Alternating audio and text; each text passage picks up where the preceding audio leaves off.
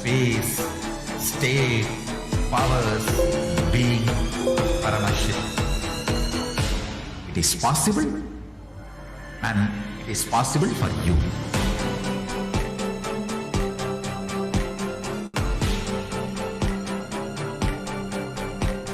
You manifest the space, state, Paramashiva will wish you with enlightenment science. I know it is possible. He is going to do the job. Just be alive for next 3 years. It is nothing else.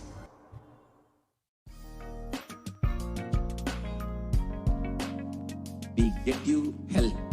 We get you ability to build beautiful relationships in your life. We get you direct spiritual support, and we make sure you become wealthy.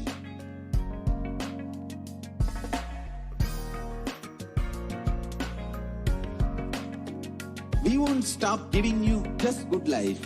We will literally not stop till you live enlightened life.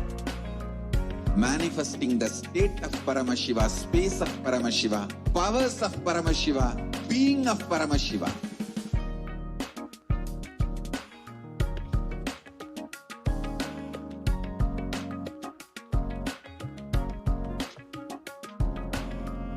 Whole world should become e-Kailashian. I want the whole world to know Hindus have something great to contribute to the world.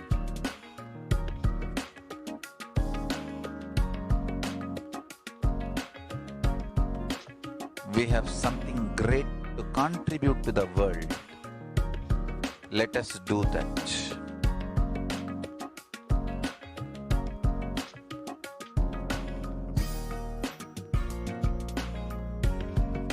E-Kailasa is proper customized spiritual service helping you to identify your root patterns of suffering. We have perfected the science of helping every individual from every cultural, religious, nationality background.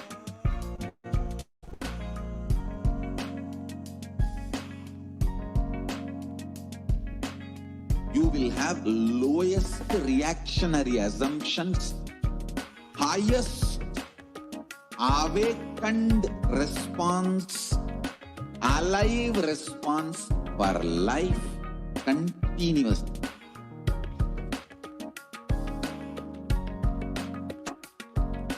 E-Kailasa is enlightenment ecosystem, literally enlightenment itself in your own home, wherever you are. Proper customized. Nityanandam Paramasukadam Kevalam Jnanamurtim Tvandvatitam Gagana Sadrisham Tattvamasya Ekam Nityam Vimalam Achalam Sarvadi Sakshi Bhutam Bhavatitam Triguna-rahitam Sadgurum Tam Namami. Nityanandam, I offer my humble obeisance, my humble pranam at the divine lotus feet of the Supreme Pontiff of Hinduism, Jagat Guru Mahasannidhanam, His Divine Holiness, Bhagavan Nityananda Paramashivam. And I welcome all of the viewers who are joining in right now with us across the world in so many different time zones, across so many different countries. I welcome all of you who are joining in Kailasa TV and Nityananda TV,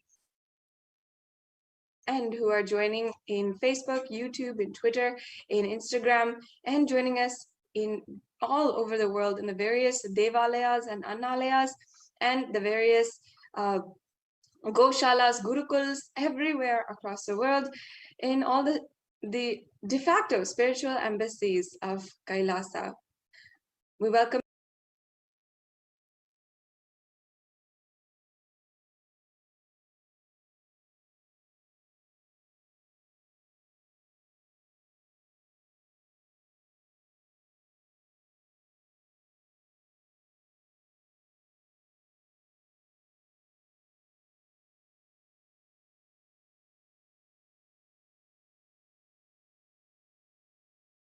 you all to this divine reality, even understanding something that will cease and fulfill all your other desires, all your other longings. And that one thing is love. Whether it is wealth, health, or long-lasting relationships, or building a strong family, or building a strong community, whatever it is, we always search for the fulfillment of love inside of us, inside our very being. And while many of us might think that love is giving compliments, spending time with each other, or giving gifts, there might be many different languages of love that we are accepting nowadays, and we see as the ways that we fulfill love. But one thing is for sure, we do not understand love in its entirety. Love is a divine power. It is capable of transcending all other emotions and allowing you to experience higher oneness and higher experiences with the divine. It's capable of making you literally live eternal, making you immortal. It's capable of healing all of your chronic illnesses, which you have been suffering from for years.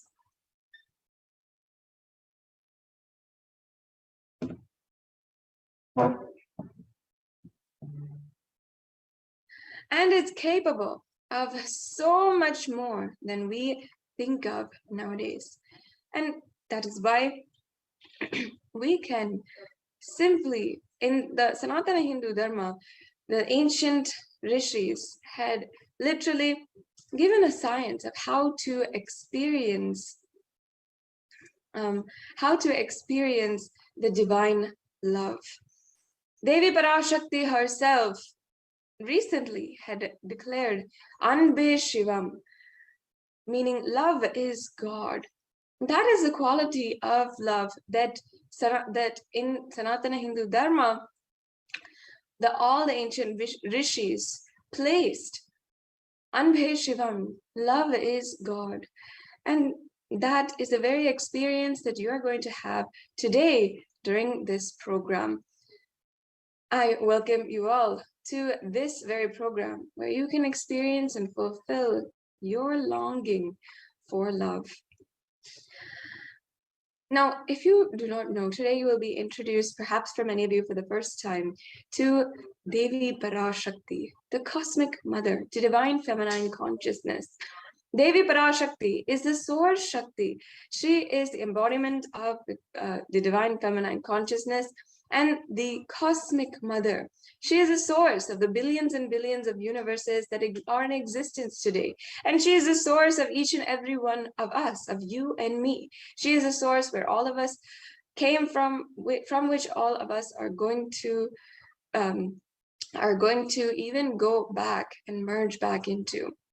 The Devi PARASHAKTI, the relationship with the cosmic mother, is the primordial relationship.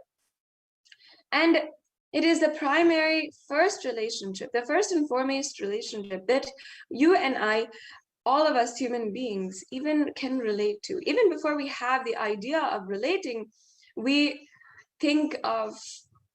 relate to our mother. Before we even understand what is relating and how we are relating with our mother first. And that starts when we are in the womb of our mothers.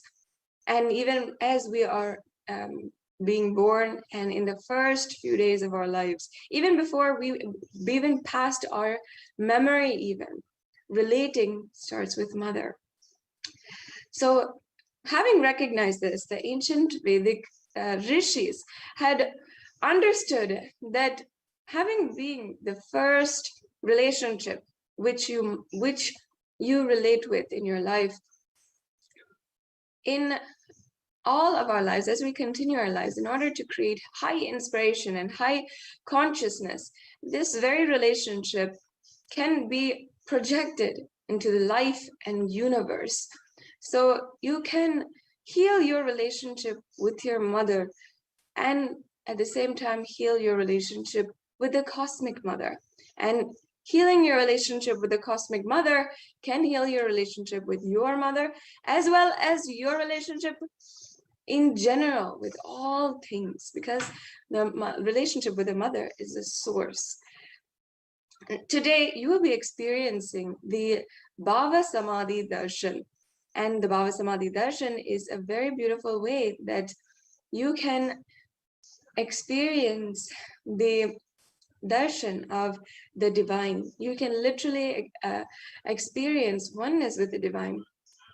So actually, what does samadhi mean? Adi means source or origin, and samadhi means oneness with the source, and bhava means emotion or aspect. So bhava samadhi means oneness through a certain emotion or aspect. And today, what you'll be experiencing during the Bhava Samadhi Darshan is the awakening of the latent potential energy inside of you, the Kundalini Shakti. And this will be such a powerful process. It is such a powerful process where you will literally be able to even reverse your age, heal chronic illnesses, and so much more. So you'll be able to literally live your life to the most potential just through this one program. And now let us be introduced to the very being who is making this available to us, this very program available to us, the Supreme Pontiff of Hinduism.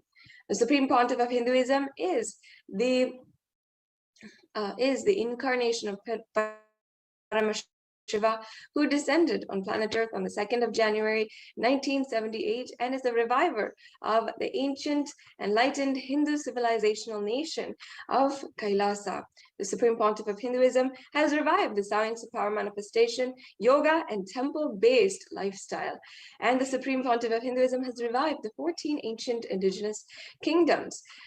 First, the Supreme Pontiff of Hinduism is ordained as the 233rd Guru Mahasannidhanam of the Tonde Mandalam Adinam, or the Kanchi Kailasa Sarvagna Peetham. The Supreme Pontiff of Hinduism is the incumbent emperor of the Surya Vamsa Surangi Samrajyam. As well, the Supreme Pontiff of Hinduism is the 293rd Guru Mahasannidhanam, or Jagat Guru Mahasannidhanam of the Kailashonata Shamala Peetha Sarvagna Peetham, the Madurai Adinam. And the Supreme Pontiff of Hinduism as well is the Mahamandaleshwar of the Mahanirvani Akada. The Supreme Pontiff of Hinduism is also the 1008th Guru Mahasannidhanam, or Mahamandaleshwar, of the Atal Akada. And the Supreme Pontiff of Hinduism as well is the 23rd Guru Mahasannidhanam of the Dharma Mukti Swargapuram Adinam. And finally, in 2015, having been recognized for his work towards Hinduism and having been recognized as a last hope for Hinduism, the Supreme Pontiff of Hinduism was elected as such with the title of Supreme Pontiff by a congregation of over 1,000 Hindu leaders. Yes, and the Supreme Pontiff of Hinduism has done countless number of activities, number of beautiful different contributions in order to enrich more than 1 billion people physically and digitally. And that includes been commenting on the various different scriptures in Sanatana Hindu Dharma that Sanatana Hindu Dharma has, including the Bhagavad Gita, the Upanishad, the Brahma Sutras, the Jain Sutras, the Yoga Sutras, the Shiva Sutras, and countless more. And the Supreme Pontiff of Hinduism is also the reviver of the 108 different sampradayas, the 108 different sampradayas, including the Rudras and Rudrakanyas, the Rishis and Rishikas, the Grahastas, the Sannyasis, the Brahmacharinis, and many, many more. I think there's about 70 more ancient indigenous lineages that Supreme Pontiff of Hinduism has revived. The Supreme Pontiff of Hinduism has revived over 100 Sarvagna Peethas and The Supreme Pontiff of Hinduism has authored over 300 books in English, Tamil, and Sanskrit, which have been further translated into 50 different languages, as well as being distributed with millions of copies all over the world. And the Supreme Pontiff of Hinduism has literally spoken and given sessions for more than 20,000 hours of content. And this is just a mere glimpse into the amount of work the Supreme Pontiff of Hinduism has done over the last 2 decades. So now we'll be entering into the next segment of today's program, and we have joining with us Ma Yoga Prana and Ma Kaladara, who will be guiding each and every one of you into the exquisite experience of the extraordinary Shaktis. So now I welcome all the Balasans to begin the next session in today's program.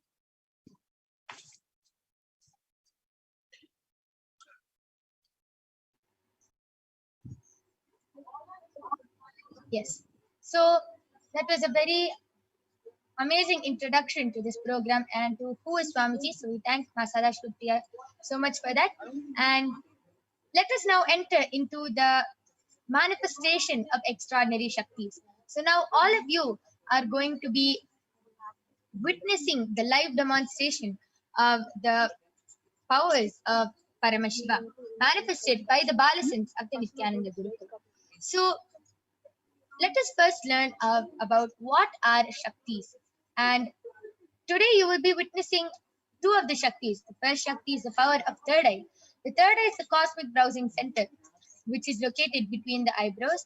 And upon initiation, one can effortlessly express powers and see through the third eye, just as you would with the two eyes. And the next is the power of body scanning, where one awakens the ability to scan illnesses, diseases, medically diagnosed issues just through the third eye, and to even reveal solutions for it. So in the Vedagamas, the source scriptures of Hinduism, Paramashiva reveals in elaborate detail that every human being is hardwired to be able to manifest the 463 plus extraordinary Shaktis, the divine powers. And manifesting Shaktis is described as a system, as a method and a science for human beings. They explore the various possibilities and powers and have access to the various states of consciousness. Shaktis manifest from the fundamental cognition that you are a divine and that you need to manifest the divine, not that you are a man and that you need to reach the divine. So there are two types of manifesting powers, Shaktis and Siddhis. Shaktis express from the space of enlightenment as a side effect of feeling connection with the divine and high integrity with the Guru. Shaktis are the source of enlightenment. Siddhis are powers that manifest from tapas or penance for enlightenment. Siddhis are on the path of enlightenment.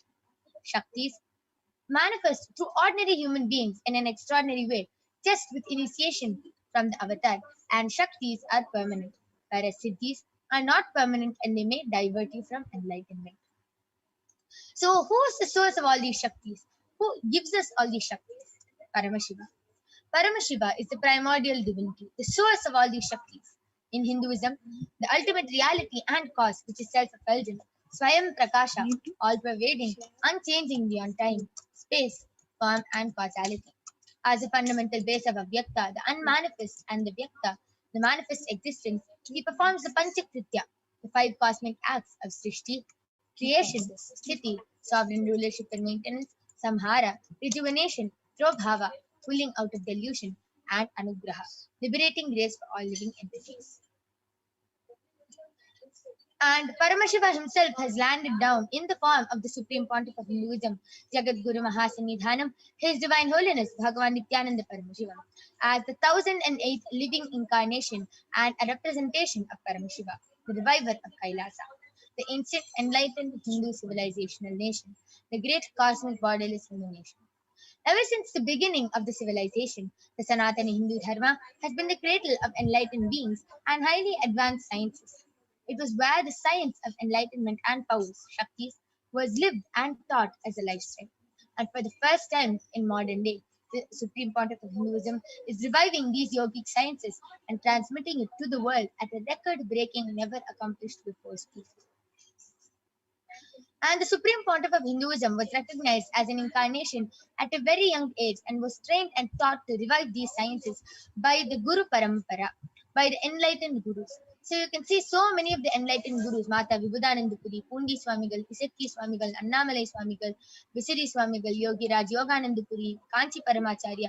You can see so many of the Gurus, the enlightened Gurus, who have trained and taught Swamiji to revive these sciences, initiations, and knowledge for billions to manifest the science of power manifestation from disciplines of Vedanta, Tantra, Shri Vidya, Yoga, yogic powers, Mantra Shastra, Siddha Vidya, the science of Aushadha, Bhakti Yoga, Paramashiva Jnana, and Paramashiva Vijnana.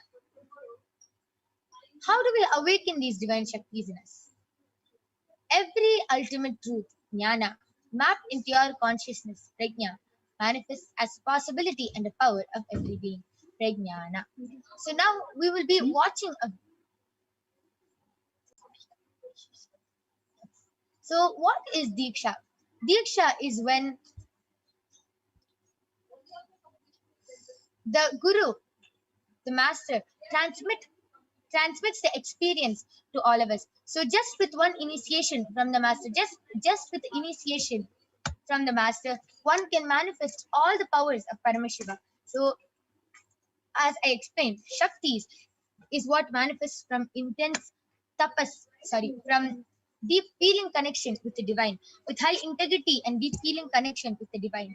And Siddhis is what is manifested from deep tapas. So just with one initiation from Swamiji, all of us can manifest these Shaktis. And that is what all of you are going to be getting today after the Devi PARASHAKTI Akashic readings. So the science of power manifestation is authenticated through 4 aspects of pramanas or evidences. So the first is the Shastra Pramana, which are the eternal unchangeable truths that are revealed in the source scriptures. The next is the Apta Pramana, the experiences and results of Aptas or the authorities of Hinduism who have time tested and verified this science. Third is the Atma Pramana, the experience of the Supreme Pontiff of Hinduism, this millennium's avatar's personal experience of power manifestation. And last is the Pratyaksha Pramana, the empirical evidence from observation and scientific experimentation. So where do we get all these Shastras? Where do we get all these scriptures from? From the Vedagamas, which is a living applied science. Vedas are the ultimate superior authorities for Hindus. They are the pure science where the ultimate truths are explained. Agamas are the scriptures where the applied technology, the applied science is expanded. Vedas and Agamas, Vedagamas are given the status of Shruti because they are directly revealed by Paramashiva. They are the ultimate, eternal, unchangeable truths, and any reference cited from these Shastras or source scriptures is called the Shastra Pramana. So let us now get ready to witness a very exciting and a unique demonstration of the power of third eye. So along with me, I have a Balasant of the Nityananda Gurukul. She is 15 years old. Her name is Manikya Kaladharananda, and she is going to be demonstrating this extraordinary Shakti to you. Before that, let us see the Shastra Pramana for this power. The Shastra Pramana comes from the Vijnana Bhairava Tantra, Dharana 34. Kapalantarmanonyasa tishtannilitalochanaha kramena manasodardhyat lakshaye lakshamuttamam. The translation goes, by fixing the mind on the inner space within the crown center and sitting stably without any movement, having the eyes closed in succession, by that stability of the mind and inner space, through the power of the third eye, one directly sees the ultimate goal Lakshyam by having the vision beyond the sight that reveals any object or place, attaining the space of Paramashiva. The next is the Apta Pramana, where Bhagavan Krishna initiates Arjuna into the power of third eye. And in the 11th chapter of the Srimad Bhagavad Gita, Arjuna completely narrates the cosmic form, the Vishwarupa Darshan of Bhagavan Krishna as he sees Bhagavan Krishna through the third eye.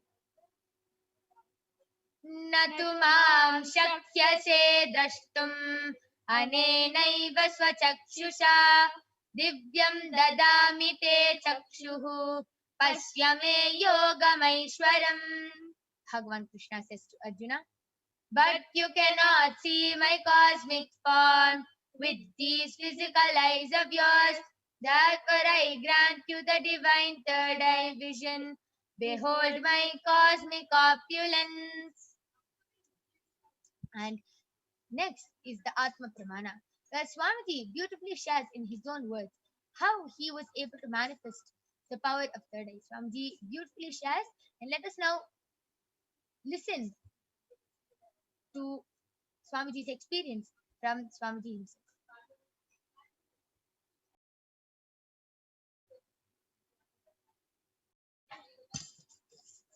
Inside and outside broke. The first experience is that I was able to see everything around me, above me, the whole 360 degree, 10 direction, below me, everything. I realized not only I was able to see, I was able to feel, experience. I felt that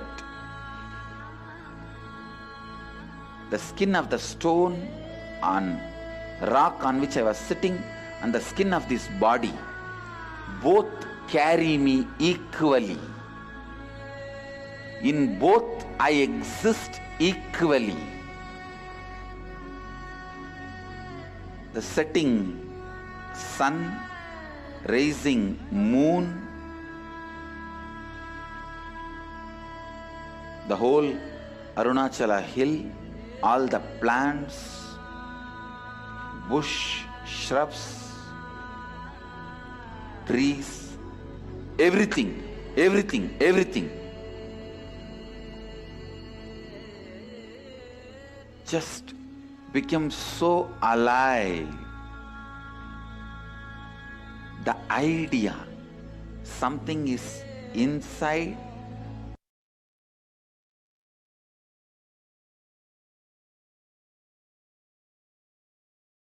And last is the Pratyaksha Pramana, the empirical evidence from observation and scientific experimentation. So the study measures compare the metabolic cell activity of the brain in conscious and meditative states using the PET, the positron emission tomography. So when Swamiji is doing daily activities, high activity is measured in the brain where the third eye is located. And when Swamiji is in the deep state of Samadhi, only his third eye region is active and almost 90% of the rest of the brain is at peace. So next you will be witnessing the Sakshi Pramana, the experiences and results of the extraordinary manifestation happening through the initiated disciples of the supreme concept of Hinduism. So now along with me, I have a Balison, and Ma Kaladra is now going to be demonstrating this extraordinary Shakti to all of you to manifest this extraordinary, to understand that it is not only Ma Kaladra or any of the Nityananda yogis who can manifest, it is even you who can manifest these extraordinary Shaktis.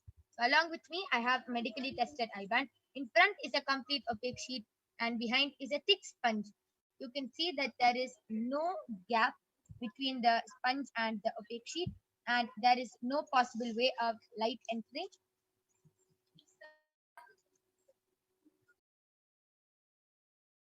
And there is a comfortable strap which can comfortably strap the eye band on Ma Kaladra's head. This is a medically tested eye band tested by one of the top 10 hospitals of India. It is actually used for people who have insomnia and who find it really hard to sleep with light. So it is completely medically and scientifically proven that even with the light, even with your eyes open inside this eye band, there is no possible way of light entry. So this is the eye band I'll be placing on Ma Kaladhara's eyes now. So in front of all of you, I'm opening the eye band and placing it on his eyes.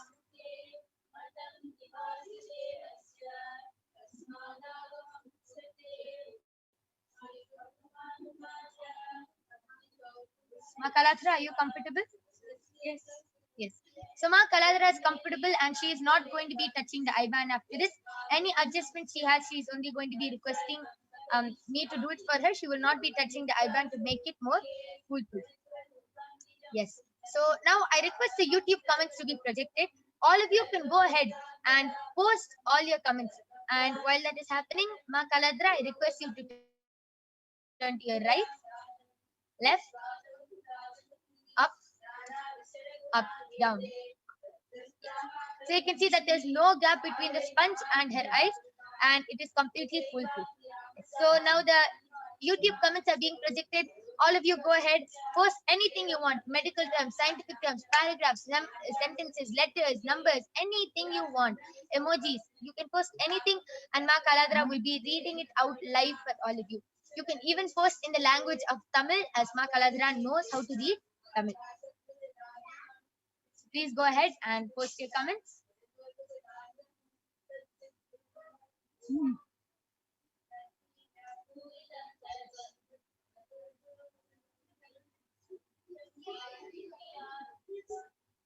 No comments. I request all of you to go ahead, continue posting your comments in the Kailasa's SPH Nityananda YouTube channel. Nityananda YouTube channel.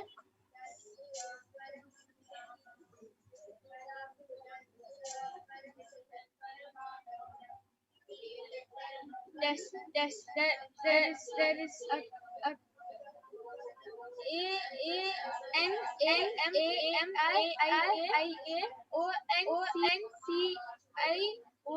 ANMAIIONCIOIU has donated money for Kailasa. Yes. And Ma Anamaria, we thank you so much for your contribution to Kailasa. Anamaria ONCLOLU has posted, thank you Swamiji JI and a dot. And Mahesh has posted Nityananda Ma with a namaste emoji. Beautiful. How Ma Kaladra read that so fluently without any mistakes. And all of you know this is not something normal which any kid can do. She is a 15-year-old Balasan with just one touch of Swamiji. She is able to read with her eyes blindfolded. And it is a very extraordinary power. And after this, we'll be asking Ma Kaladra how she is able to manifest this power. How she is able to see with her eyes blindfolded. As this is not something which any normal kid can do. Yes. Social media manager 3 has posted Nityanandam all. Amazing. I encourage all of you, please continue posting your questions. Please ask anything you want. You can post anything and Ma Kaladra will be reading all your questions.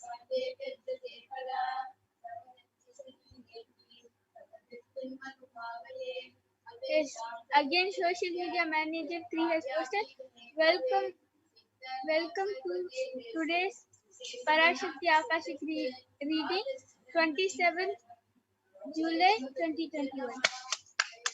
Wow, beautiful. That was very fluent. I request all of you, please continue posting your comments. Post anything you want. Ma Kaladra will be reading them out live.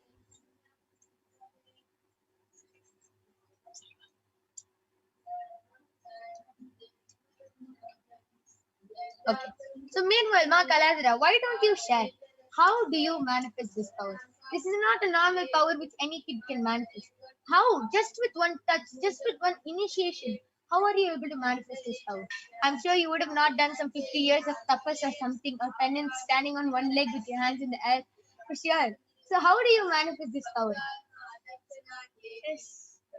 So I manifest this power of third eye reading just after Swamiji initiated me into the power of third eye. I practiced, and after that it was just a complete surrender and trust on Swamiji with which I'm able to manifest. Beautiful. Very beautiful sharing of how just with surrender, just deep surrender and trust on Swamiji that he will take care. That's all. You are able to manifest this power. Yes, you can go ahead, continue reading. Yes, Mahesh has again posted Om Nityananda Paramashivoham with a Namaste emoji, and SUSHMAMAMIRAJKAR has donated money for Kailasa and also has written Nityananda Paramashivoham with the Om and a Namaste emoji, and Vinita PULLAPARAYAR has posted Nityananda. Yes, that was beautiful, very fluent. And Ma Shrishma Mirajkar, we thank you so much for your contribution to Kailasa. Yes, that was a very beautiful demonstration of the power of third eye, very amazing. Now I'll be removing the eye band of Ma Kaladhara. So you can see in front is a complete opaque sheet, behind it's a thick sponge, no gap, everything is completely the same. It is completely foolproof how Ma Kaladhara read, and you can see she's still adjusting to the light. So her eyes were closed the full time in the eye band, and she was able to read with her eyes blindfolded. And as she shared already, just with deep surrender, complete surrender to Swamiji, she was able to manifest this power. And it's not that only the Balasins or Nitya and the yogis are only we can manifest this power. Even you, after today's Devi PARASHAKTI Akashic readings, even all of you can manifest. So with this, we thank all of you. We are not done yet. We have the next power, the power of body scanning coming up, where more Balasins and the Nitya and the yogis who are eagerly waiting to manifest this power for all of you are going to be coming and are going to be doing the body scanning as per all of your requests. And then Skobi Aya, we thank you so much for your contribution to Kailasa. And I request all of you to go ahead, post your comments and requests, call your family members and friends for this power of body scanning. And now we'll be chanting the pramanas for the power of body scanning. Then we'll be starting the power demonstration itself. So go ahead, call your family members, friends, and post your comments, requests for body scanning. And the Balasins and the Nityanand yogis will definitely be coming and doing a scanning for all of you who have requested. So now we'll be chanting the pramanas for the power of body scanning, which is a power where one awakens the ability to manifest and to be able to scan illnesses, diseases, medically diagnosed issues, and will be able to reveal even solutions for them. So the Shastra Pramana comes from the Vijnana Bhairava Tantra. Swadehe jagato vapi sukshma sukshmatarani cha tattvani yani nilayam dhyattvante vyajyate para. Bhagavan Paramashiva says, cognize deeply that from the subtle to the subtlest constitutive principles of the whole body or swadeha, of the whole universe, simultaneously consist of the essential reality. They are being absorbed in their source cause, Paramashiva, and by the experience of such restful awareness, one becomes complete from all thoughts, and the divine, ultimate, universal divine power, Paradevi, Adi-Shakti, is revealed, and the supreme power manifestation happens. The next is the Apta Pramana, the experiences of Aptas, the rishis who have time-tested and verified this science. So the Apta Pramana comes from the life of a Siddha named Teriyar. Teriyar was a Siddha and one of the prominent disciples of Agatya. One day, a man suffering from a severe headache comes to Agatya for healing, and Agatya uses the power of body scanning and identifies the root cause of the headache. He reveals that there is a small terai, a type of frog, sitting in the person's brain, which is completely odd, but Agatya was able to use his third eye and reveal the root cause that there is a frog sitting in his brain, and Agatya immediately instructs his disciple, Teraya, to perform open head surgery, and after the surgery is completed successfully, the person is completely healed of the headache, and thus he gained the name Teraya. Next is the Atma Pramana, the accounts from Swamiji who has time-tested and verified the science. Swamiji beautifully reveals that only when I had a multiple compound fracture, I was forced to go for surgery and therefore for medical checkups related to that. At that time, they detected heavy metal quantity in different organs of mine, and it was revealed that I had been poisoned without a knowledge. I immediately used diagnostic methods instead of medical facilities to study the body condition. And through the body scanning, I found out what the problems and imbalances had happened and where the balance had to be done. I used allopathy as a second opinion just to verify my findings. Last is the Sakshi Pramana. You can see how so many of the disciples of Swamiji, the Paramashivam participants, were able to manifest the power of body scanning and have shared with all of us that they were able to manifest. And now you will be witnessing the live demonstration of the power of body scanning by the Balasins of the Nityanandi Gurukul. So please stay tuned. We'll be back with the Balasins and the Nityananda Yogis of Kailasa right after a short break.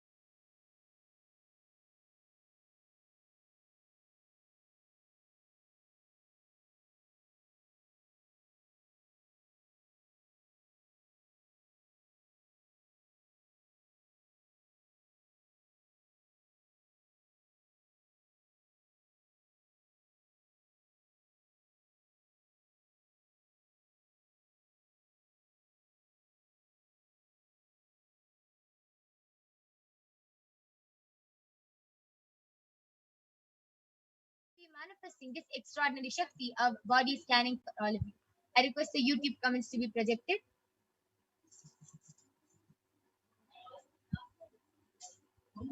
All of you go ahead, post your comments and requests in the Kailasa's SPH Nityananda YouTube channel.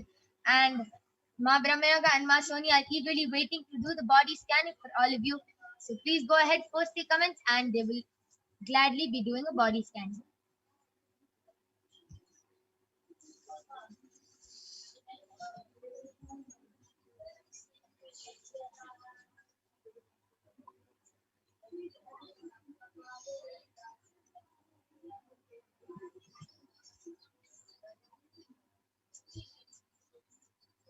Okay, so till then, Ma Brahmayoga, Ma Soni, why don't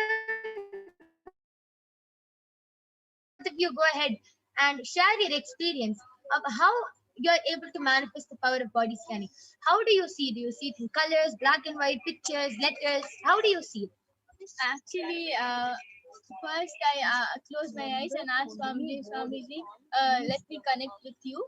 And then after connecting with Swamiji, there will be a black color body figure. And then so I'll ask Swamiji, then Swamiji, what problem the person has and where and which part of the body it is. So and then it will come. It will highlight in the body wherever the person has problem. It will, like for example, the person has problem in his knees. So it will highlight over his knees, or sometimes it will come in like pictures. So it will be like literally like a 3D movie. So that's how I do body scanning. Wow, a beautiful sharing. It's literally like a 3D movie. Amazing. That was a very beautiful sharing of how you're able to manifest the power of body scanning. And then Skobi Aya, thank you so much for your contribution to Kailasa.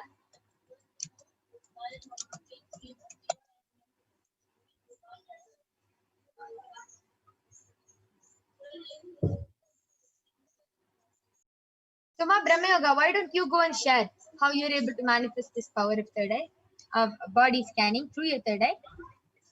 So how I manifest this power of body scanning is actually when I at first started doing body scanning, at that time I used to get a picture of the whole body, and it used to like my third eye used to zoom in onto the part of the body which has the problem, and everything used to be in like black and white, or it used to be in grayish color, and very pale color used to be there.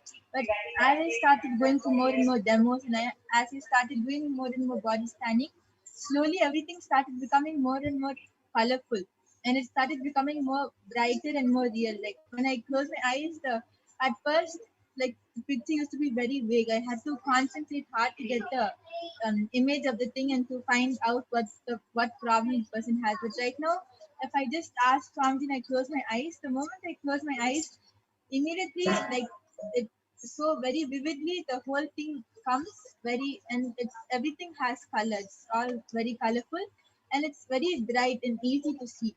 Like as I started doing body scanning, the whole image, the whole projection started improving, and right now the whole thing is like I'm looking at a TV. It's like that. Beautiful. That is very amazing sharing, like a 3D movie, how you were able to see and manifest this power of third eye, body scanning through the third eye. So, and then Skobi Aya has requested for a body scanning in the emojis. So, Ma Soni, you can go ahead and do a body scanning for Andren Aya.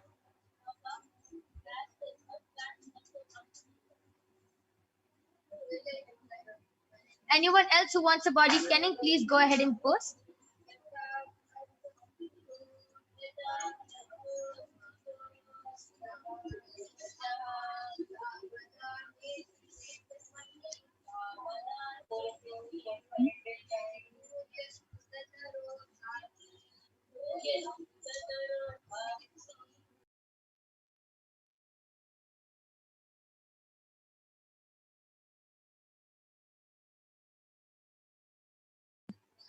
Yes, and now we'll be chanting the Mahavakya 11 times. Mahavakya is the direct passcode which directly connects us to Paramashiva and which raises us to a higher frequency. So now Ma Soni, Ma Brahma Yoga are going to be chanting the Mahavakya 11 times.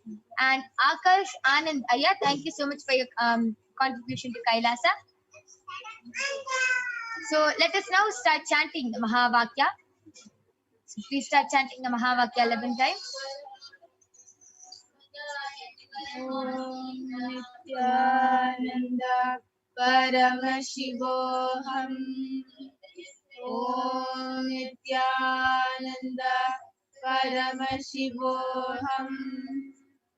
Om Nityananda Paramashivoham. Om Nityananda Paramashivoham. Om Nityananda Paramashivoham. Om Nityananda Paramashivoham. Paramashivoham. Om Nityananda Paramashivoham. Om Nityananda Paramashivoham. Om Nityananda Paramashivoham.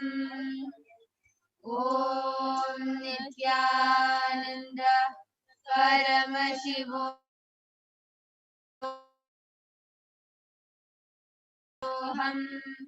Om Nityananda Paramashivoham. Yes, Raj is requested for a scanning for his root pattern. So, Brahma Yoga, you can go ahead and do the body scanning for Raj Ayya. Nityanam Andrew Stuti Ayya. Ayya Parameshwar revealed that in your body there's a problem in your heart. Ayya, the blood is not flowing properly in the heart veins. So Ayya Parameshwar, and it's due to not having proper diet. So Parameshwar revealed that don't eat solid food. Go on Nirahara Samyama for at least two months. Yes, so this is a body scanning for Andrew and Ayya. Ayya, I request you to get back and follow the solution which Paramashiva has revealed to do Nirahara Samyama for 3 months. So please follow the solution and please get back for 2 months.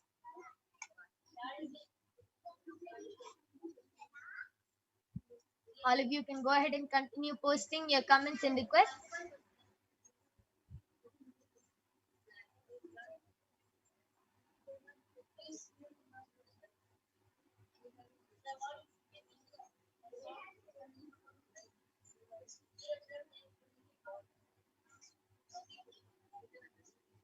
Yes. Brahmayoga, are you ready? You can go ahead. Yes, so Rajaya, Parameshwar revealed to me that you're starting to get cancer cells in your body. Like right now, it's just 1 or 2 which are there, but it's still starting, and that is happening because you are having a lot of you dislike yourself a lot. You don't like yourself, and because of that, you're starting to develop cancer cells. So what you should do is every day, the moment you should first start doing Guru Puja every day, and immediately after that you should sit and you should just do completion with yourself. Ask yourself, why do you not like yourself so much? You just sit with yourself and complete every day for at least 20 minutes if you continue to do that. And also keep a picture of Swamiji, an Atmamurti of Swamiji in front of you, and tell everything to him and ask him to heal you. And if you continue doing this for 2 weeks, you'll see that slowly you'll not have so much of hatred towards yourself, and also your body will start healing. Wow, that is a very beautiful scanning for the root pattern. Rajavendranaya, I request you to get back in the chat session. And Satya Narayan has posted, please scan my wife Subhadra Devi for her physical and mental wellness. Masoni, sorry, before that, Satya Narayanaya, I request you to get the consent of your wife if we can do the body scanning for her, as it is a requirement and it is our integrity to the person, to this power, to always get the permission and then only do the body scanning. So please get the permission and then get back. Surely we'll be doing the body scanning. And then Ayya, thank you for your contribution to Kailasa. Please do get back regarding the scanning which was done by Ma Soni. And Ma Nitya Parvati Priyananda has posted, can I get a body scanning please? So Ma Brahmayoga, you can go ahead and do the body scanning for Ma Parvati Priyananda. And Ma Parvati Priya, thank you so much for your contribution to Kailasa.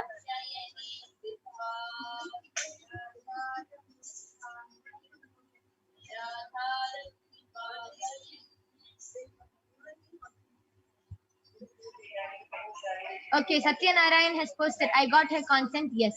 Yes. So, Ma Soni, you can do the body scanning for Ma Subhadra Devi.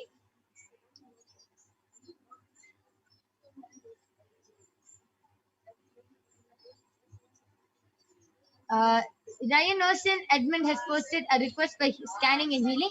Yes, I will be doing the body scanning for you.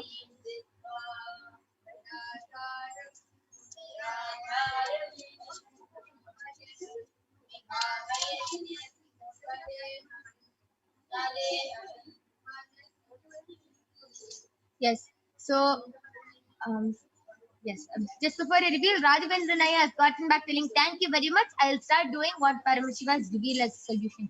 Yes, thank you, Aya, so much. Just follow the solution which Paramashiva has given authentically, and you will be completely healed. Yes, and Ryan and Aya, Paramashiva has revealed that actually you were very active. You were actually very active, but suddenly now you started becoming very lazy and you have started sitting a lot and eating a lot. So you have started growing a lot of unnecessary fat in your body, which is not, since you used to be very active, your body is not adjusting to this. There's a lot of fat growing in your, unnecessary fat growing in your stomach. So you really have to do a lot of detoxing, Aya, and you just have to burn all that fat away. So please start doing intense workout, and every day take castor oil along with neem juice and haritaki, and just detox your body completely, Aya. You will be completely fine. And this pitta, the unnecessary fat in your body is what is causing any, I'm able to see that you also do feel irritated a lot. You get very agitated also. So this pitta is the reason why you are getting very agitated and irritated throughout your day, and you are not able to make proper decisions. You feel mentally disturbed. You are not able to make proper decisions. It is all because of this one. It is all because of the junk in your stomach, Aya. So please start doing the intense detoxing and workout, Aya, and you'll be completely healed. Raj, Aya, we thank you so much for your contribution to Kailasa. Yes, you can go ahead, Ma Brahma Yoga.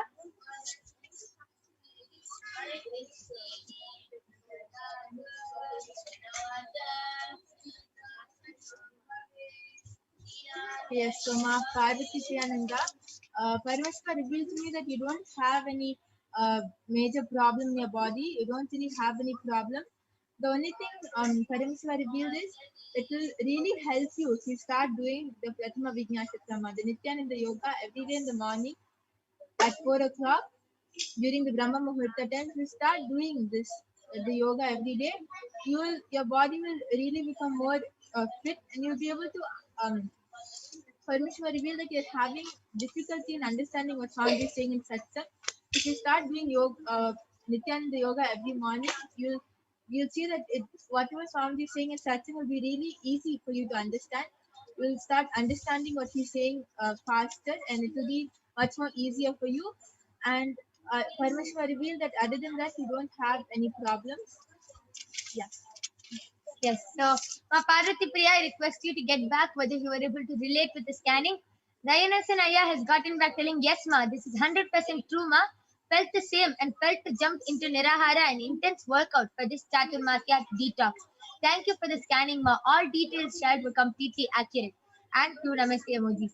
Yes, thank you so much, Aya. See, just follow the solution which Paramashiva has revealed. Anything which you are feeling and going through right now, is the root cause is because of this pitta in your stomach. So just do the complete detoxing, especially in this Chaturmasya time. It is the best time to detox and do the complete cleansing of your body, Aya.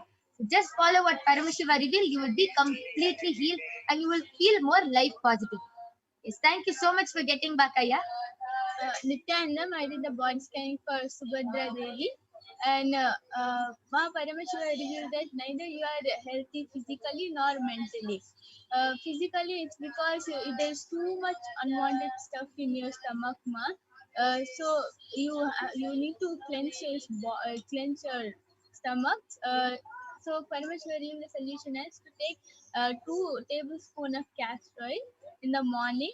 And mentally, it's because you're having too much worry, about families, like family problems, and desires are not getting fulfilled. It's due to desires towards wealth, relationships. So Parmeshwara revealed that to fulfill all your desires, sit in the night before sleeping, sit in front of the Atmamurti and pray to Swamiji to fulfill tell Swamiji all your desires and pray to Swamiji to fulfill all of them.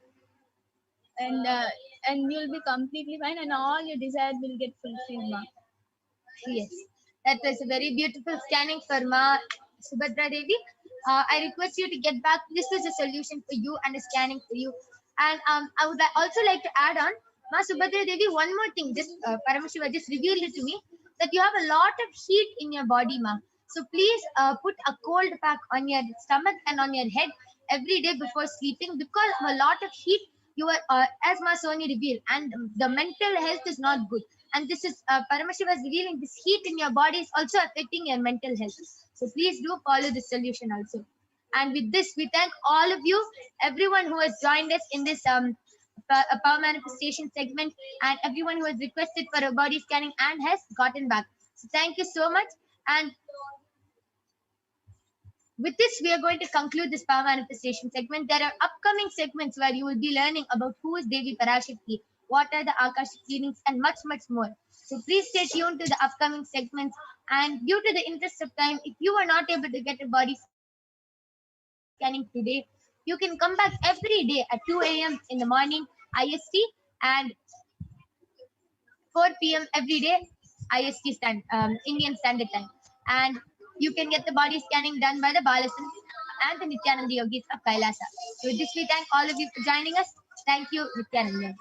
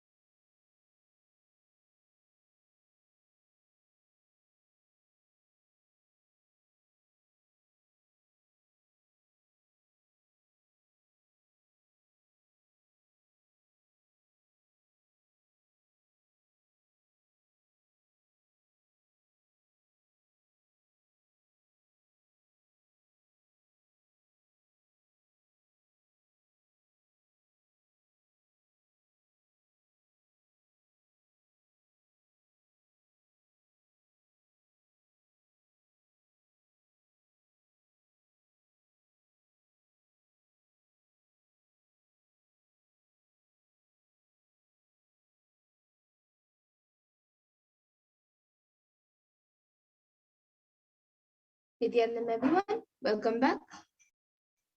So now we will be moving to the next segment where we will be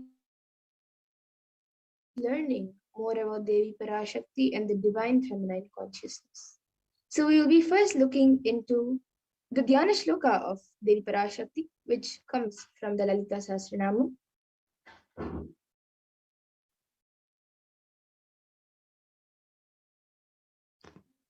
Sindhuraruna vigraham trinayana manikya maudi spurat तारानायकशेखरां स्मितमुखीमापीनवक्षोरुहां पाणिभ्यामलिपूर्णरत्नचषकं रक्तोत्पलं बिभ्रतीं सौम्यां रत्नघटस्थरक्तचरणां ध्यायेत् परामम्बिकाम्. And this verse says, the Divine Mother is to be meditated upon as shining in a vermilion red body with a triple eye, sporting a crown of rubies studded with crescent moon, a face all smiles, a splendid bust, one hand holding a jewel cup brimming with mead, and the other twirling a red lotus. And then another verse, which also comes from the Lalita Sahasranama, which describes Devi PARASHAKTI. Arunam karunam tarangatakshim dritapashankushapushpabanachapam animadibhiravratam ayukaihi rahamityeva vibhavaye bhavani. And the translation for this verse says, I meditate on the great Empress. She is red in color, and her eyes are full of compassion, and holds the noose, the gourd, the bow, and the flowery arrow in her hands. She is surrounded on all sides by powers such as Anima for rays, and she is the self within me.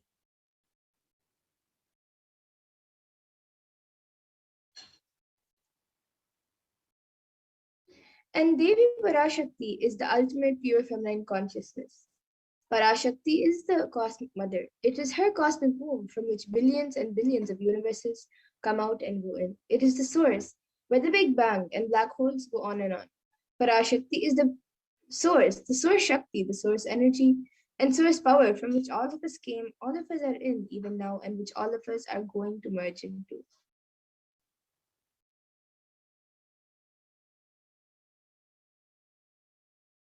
And out of her extreme love and compassion, PARASHAKTI herself is manifesting through the embodied form as the Nijavatara of the Supreme Point of Hinduism, Jagat Guru Mahasanidanam, His Divine Holiness, Bhagavan Nityananda Parameshwaram, gracing us, answering all our questions, attending to our prayers, giving boons, healing us, revealing our past, present, and future, and delivering profound spiritual truths, and ultimately giving us the experience of Paramashivoham itself.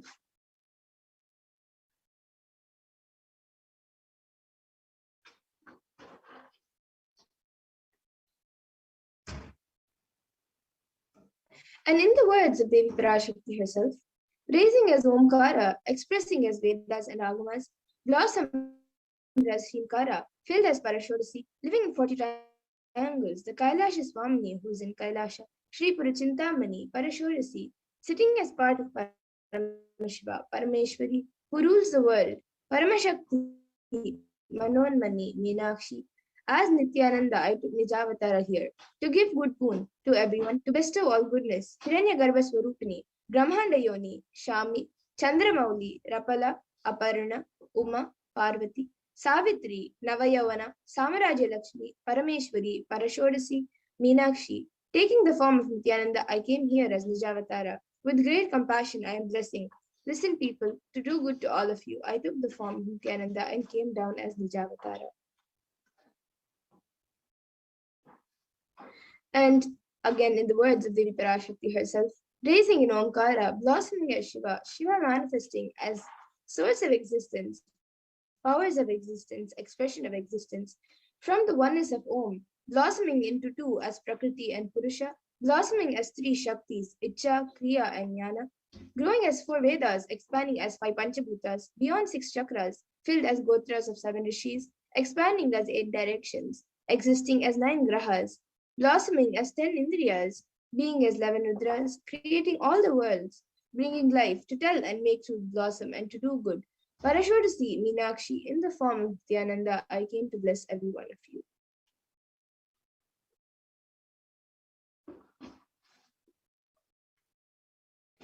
And now let's see how we can receive Devi PARASHAKTI. So literally you are seeing Paramashiva and PARASHAKTI at that moment when she is on your screen. So always receive her very traditionally. You can keep 2 betel leaves, 1 betel nut, 1 banana, and a coin in front of the screen as you watch Devi PARASHAKTI. And for those of you who do not know, the coin is actually considered the traditional dakshina in the Hindu tradition. It can be the lowest value in India. It can even be just a paise, and in the US, it can even be just a cent. Swamiji says, I am not trying to monetize. Keep even 1 cent, it is okay. So for 100 days, if you have darshan, it will add up to $1. In India, even 1 paisa is okay. And after that, you can offer, after you offer that to Devi, and after the darshan is over, you can do namaskar and eat the banana, betel leaf, and betel nut as prasadam immediately. And the coins which you collect, you can send it to the LA temple. And some of you might be wondering how this betel nut and betel leaf work and how does it benefit you. This betel leaf and betel nut may look too small, but in a few days, all of you will see how much it adds to your sentiment that really she is there. You will not take the Devi Darshan for granted. Rituals will break your monotonous unconscious mentality and lifestyle and remind you and raise you to the powerful cognition. It will break your unconscious behavior. And now all of you can also see how you can set up your tambulam. You can set up the 2 betel leaves, 1 banana and 1 betel nut, and the coin in a plate and keep it in front of the screen. These few items are the basic items kept as part of the tambulam. But if you would like, you can also add the coconut, red bangles, flowers, fresh flowers, and kumkum as an addition if you would like. But these 4 items are the main basic items kept in a tambulam. So you can arrange everything in a plate and place it in front of the screen as you have the darshan of Devi PARASHAKTI. And now with this, we come to the conclusion of this segment. And we will be moving on to the further segments where we will be learning more about Devi PARASHAKTI and what she has revealed for humanity, for all of us. So we will be back after a short break. All of you can stay tuned. Mean by the word e-Kailasa? Listen intensely.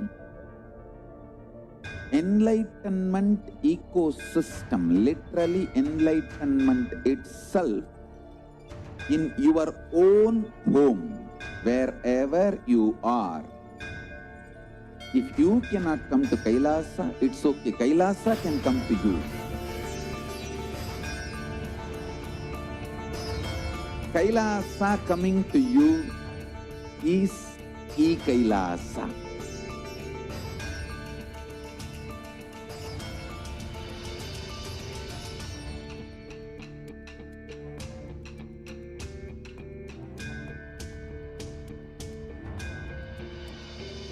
I will revive Hinduism. I am a Hindu revivalist, not by any revolution, but by evolution.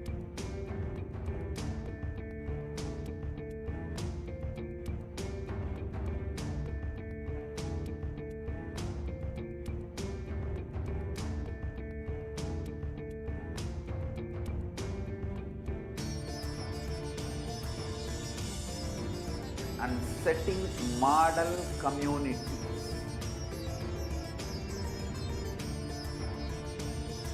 Kailasas, enlightenment ecosystems, Sarvanya Pitas all over the world.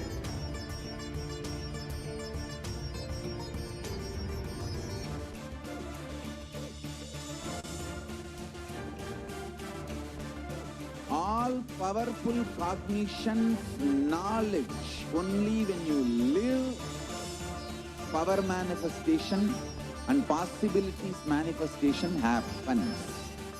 It's a fundamental truth.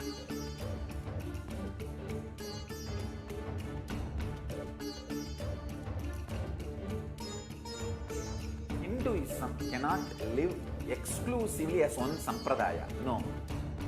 All sampradayas of Hinduism is an ecosystem.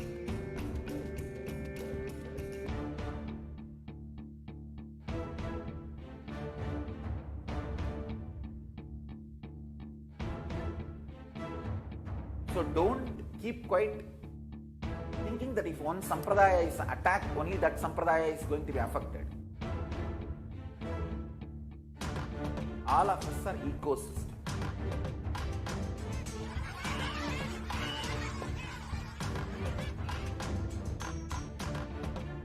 I invite all of you to get involved and enjoy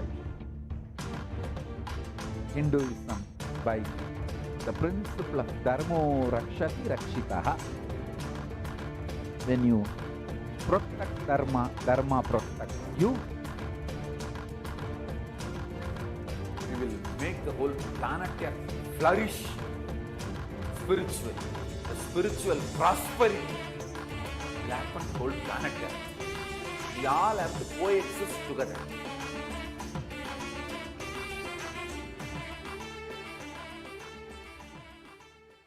Just be alive for next 3 years. Don't die within next 3 years.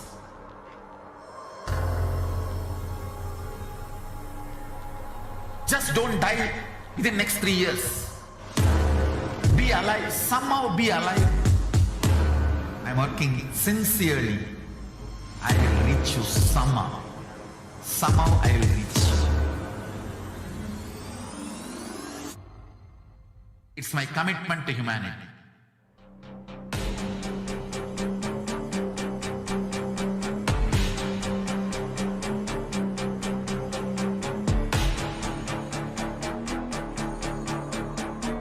Just don't die within the next 3 years. I will reach you wherever you are, whichever corner of the world you may be. I will reach you with enlightenment.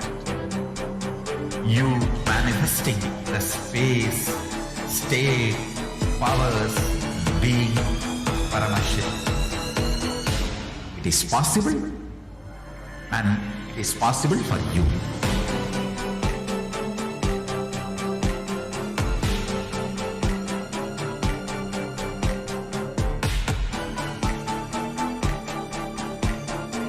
Paramashiva will reach you with enlightenment science. I know he is going to do the job. Just be alive for next 3 years. Nothing else.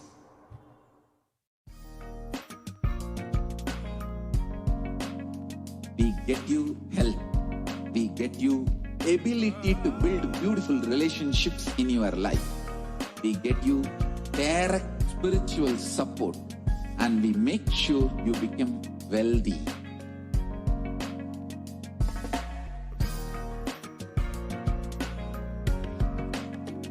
We won't stop giving you just good life.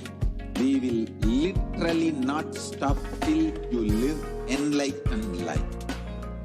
Manifesting the state of Paramashiva, space of Paramashiva, powers of Paramashiva, being of Paramashiva.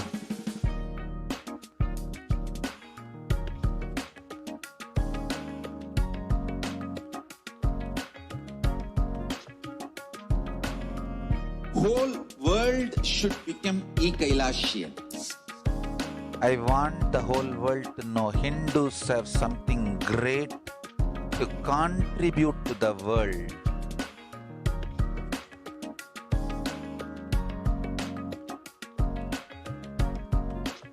We have something great to contribute to the world. Let us do that.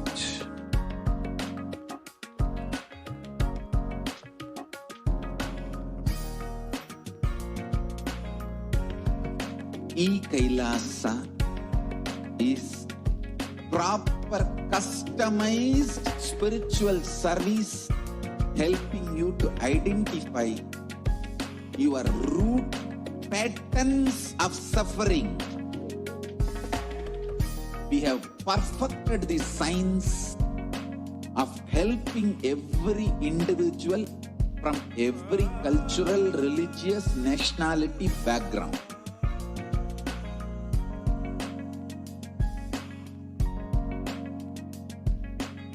You will have lowest reactionary assumptions, highest awakened response, alive response for life continuously.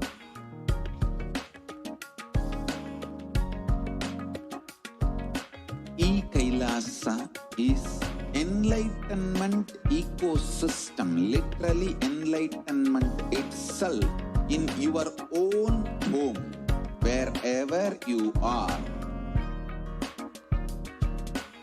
Proper customized spiritual service helping you to complete with your life negativity. Withdrawal from life. Nityanam, welcome back, dear viewers.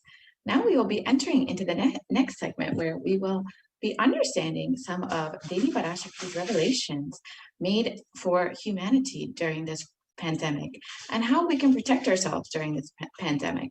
So let us get started and listen to the first revelation made by Devi PARASHAKTI on the 31st of May 2021 on the sacred secret of Hindu birth.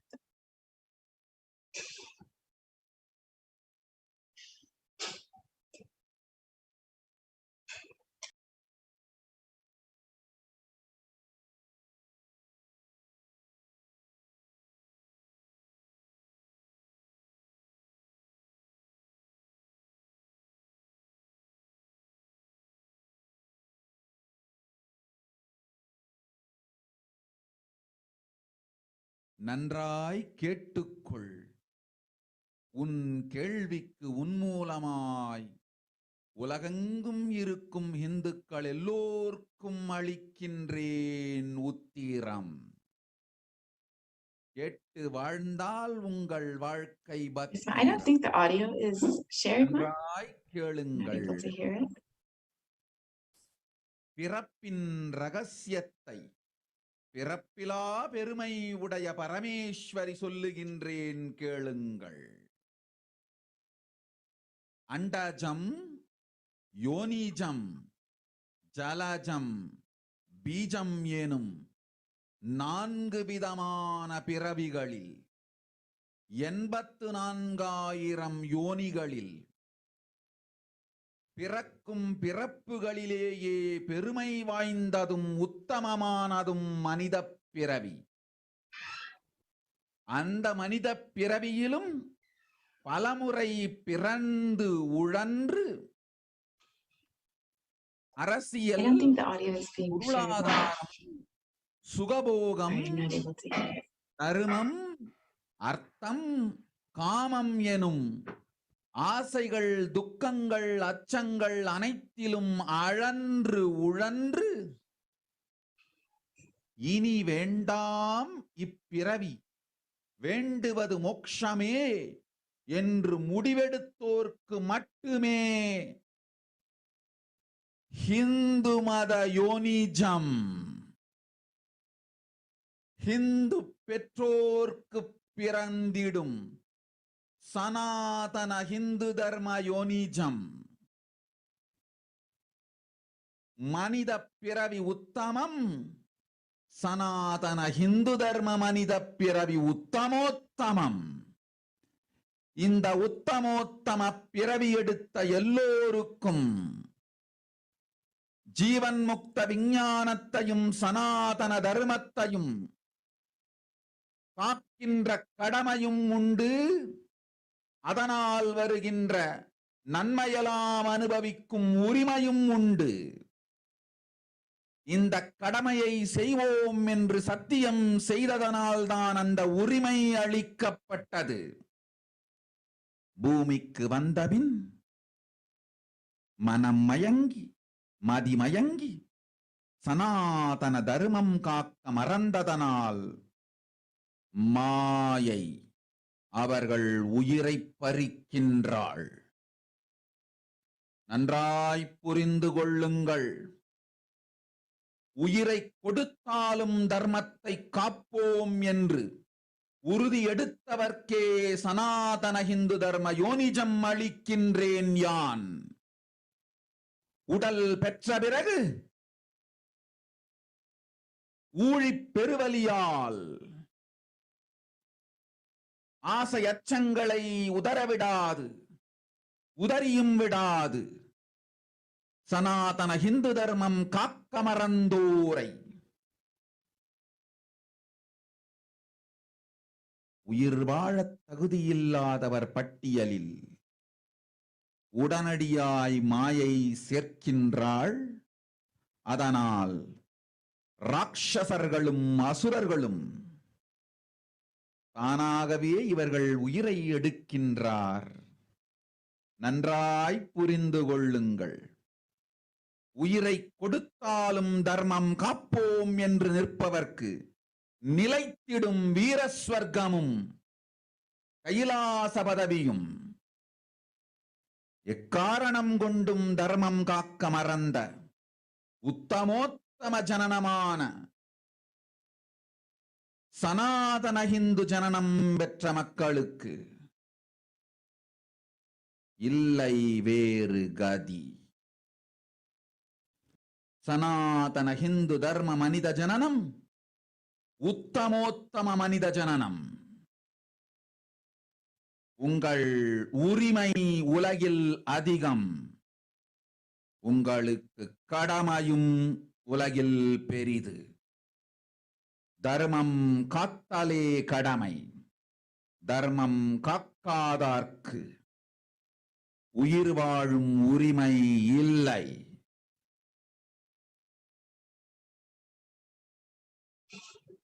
நன்றாய் புரிந்து கொள்ளுங்கள்.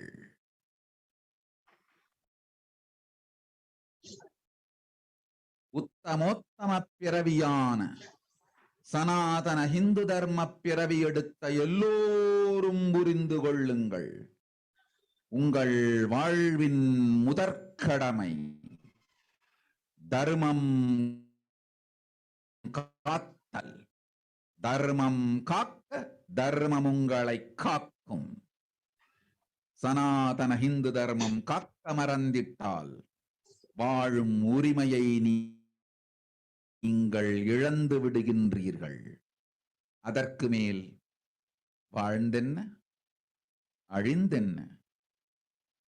பூமிக்கு பாரம் குறையட்டும் என்று அசுரர்களும் ராட்சதர்களும் உங்களை உண்டு தீர்க்கின்றார்கள். அதையும் மாயை கண்டு சும்மா இருப்பாள். பிரபஞ்ச ரகசியத்தை, பிறவியின் ரகசியத்தை உலகிற்கெல்லாம் உத்தரமாய் சொல்லிவிட்டேன்.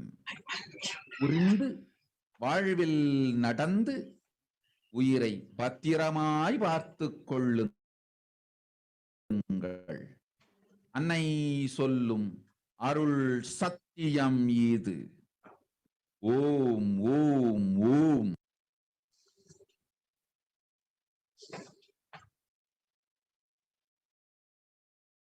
Yes, we can go to the next slide, please. கேட்டுக்கொள். உன் கேள்விக்கு உன்மூலமாய் உலகெங்கும் இருக்கும் இந்துக்கள் எல்லோருக்கும் அளிக்கின்றேன் உத்திரம்.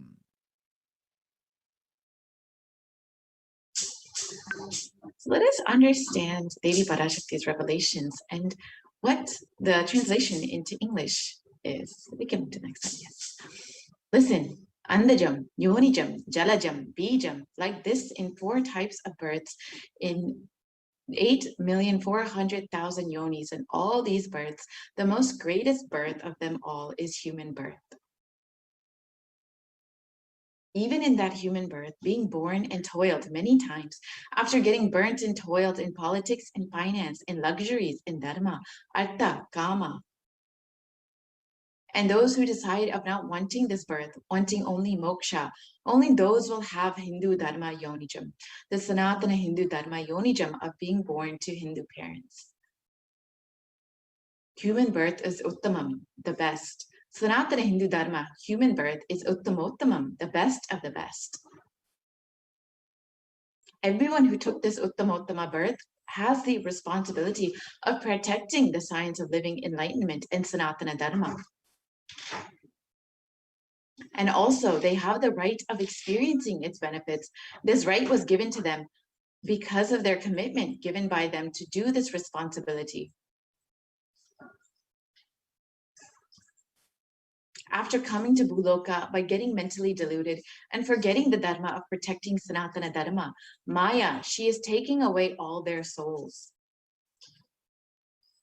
Understand carefully, I am giving the Sanatana Hindu dharma yonijam only for those who gave the commitment of protecting Sanatana dharma, even by giving their life. After getting the body, because of painful deluge, not dropping fear and greed, For those who forgot to protect Sanatana Hindu Dharma, Maya, she will immediately add them all to the list of those who are not worthy of living. Therefore, Rakshasas and Asuras are automatically taking away their life. Understand properly, for those who stand that even by giving their life, they will protect Dharma, will permanently have Virasvarga and Kailasa Padavi.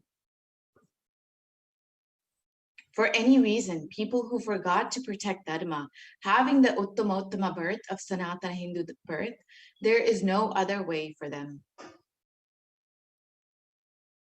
Sanatana Hindu Dharma, human birth is Uttamottama human birth. Your rights in this world are immense. Also, your responsibility in this world is large. Protecting Dharma is responsibility. Those who do not protect Dharma, they do not have the right to live. Understand properly. All those who took the Uttamottama birth, which is Sanatana Hindu Dharma birth, all of you understand. The first responsibility of your life is protecting Dharma. If you protect Dharma, Dharma will protect you. If you forget to protect that Sanatana Hindu Dharma, you lose the right to live. After that, what bothers whether you live or get destroyed? Asuras, Rakshasas will eat you, so that the burden on earth is reduced. Seeing that, Maya, she will keep quiet.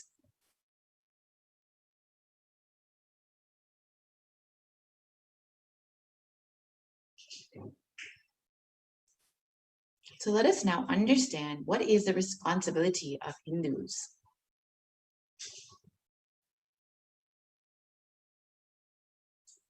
Hinduism represents the world's most ancient and yet progressive indigenous spiritual tradition. It is an open framework model of civilization that stands for global peace, vegetarianism, nonviolence, yoga, worship of nature, temple-based living, manifesting spiritual powers, and inherent divinity of every being.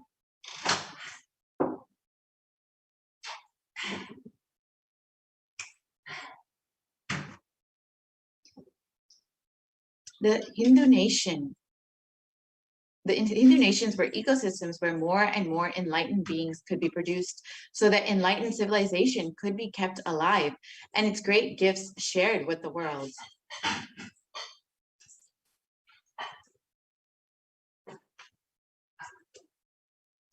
So let us look at the reference of Hindu nations from the Hindu scriptures.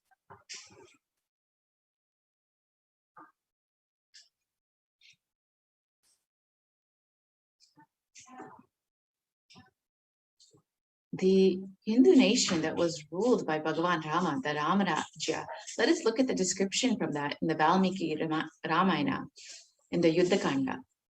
It describes that there were no widows to lament, nor were there any danger from wild animals, nor any fear born of diseases. The world was bereft of thieves and robberies.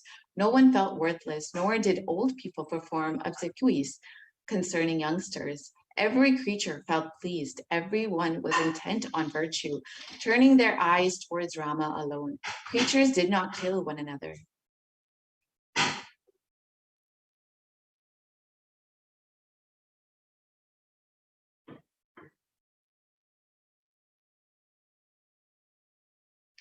And people survived for thousands of years with thousands of progeny, all free of illness and grief.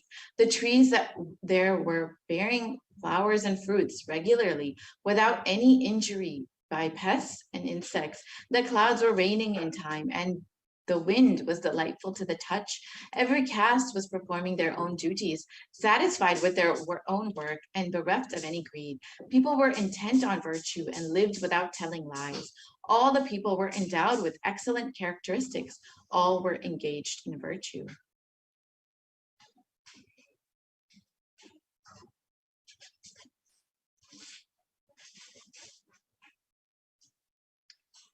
So you can see that the description of the Ramarajya, the ancient Hindu nations, was beautiful and everyone was fulfilled. Here you can see the description of the Hastinapur kingdom ruled by Yudhishthira. the Devas granted rains to fulfill all wants. The world became free of all diseases. There was no hunger or thirst anywhere. There was no mental suffering. Those who without livelihood were given livelihood. There was abundance all around. There was no worldly worries left for anyone, and there was no cause to fear either. Happiness on earth was in fact even greater than in the heavens. And this is the description from the Srimad Mahabharata of the Hastinapur kingdom.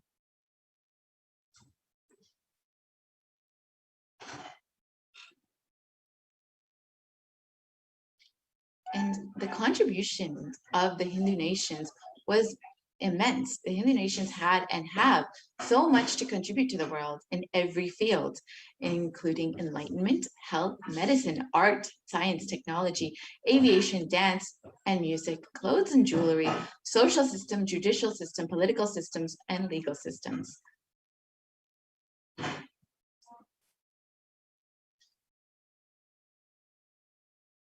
So how were these Hindu nations destroyed over time?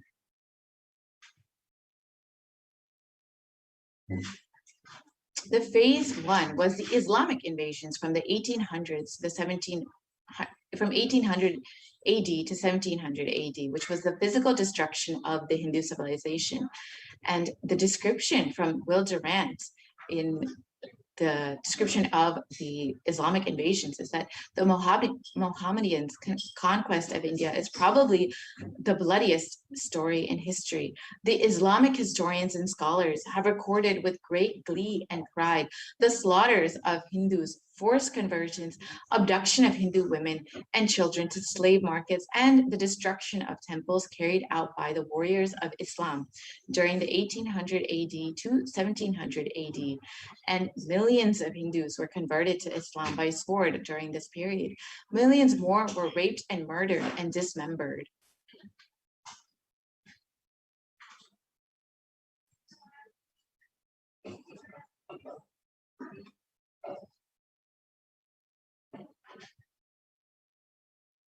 Hindus are like the mud. If silver is demanded from them, they must, with greatest humility, offer gold.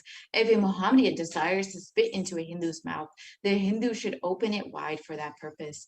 God created the Hindus to be slaves of the Mohammedans. The Prophet hath ordained that if the Hindus do not accept Islam, they should be imprisoned, tortured, and finally put to death, and their property confiscated. To keep the Hindus in abasement is especially a religious duty, because they are the most inveterate enemies of the Prophet. And this is the description of the law prescribed for Hindus during the Islamic rule. And here you can see the data of what happened during the Islamic invasions. Over 200 million Hindus were slaughtered by Muslim invaders, and over 100,000 temples were destroyed, and over 1 million deities and sculptures were destroyed during this period. And in the words of Kanhad De Prabhanda, the conquering armies burnt villages, devastated the land, plundered people's wealth, took Brahmins and children and women of all classes captive, flagged with thongs of rawhide, carried a moving prison with them, and converted the prisoners into obsequious Turks.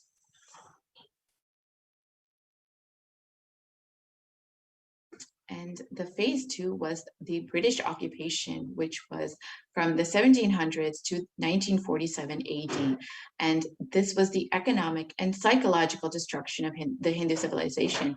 And in the words, again, of Will Durant, a historian of the Indian civilization, I have seen a great people starving to death before my eyes.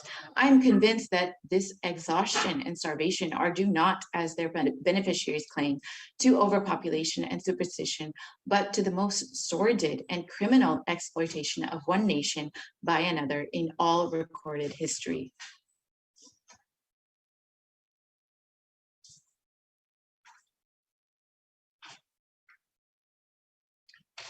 The British Empire used all possible means to destroy the Hindu civil and cultural institutions in order to delegitimize and demoralize the indigenous people of India so that they would become slaves to their own homeland. And This included discriminatory laws to instill feelings of racial inferiority, engineered famines to starve natives into submission, annexed Hindu kingdoms to undermine native rule, mistranslated Hindu scriptures to instill anti-Hindu narratives, destroyed indigenous Gurukul education system, destroyed local industries, and forced importation of British goods, and banned Indians from owning or producing firearms.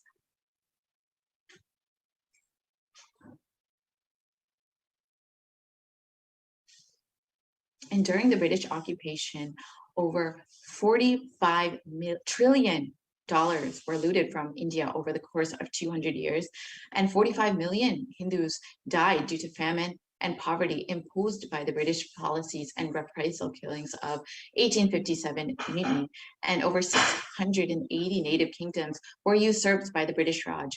And the description from Shashi Tharoor, the Indian Parliament, was that the British came to one of the richest countries of the world.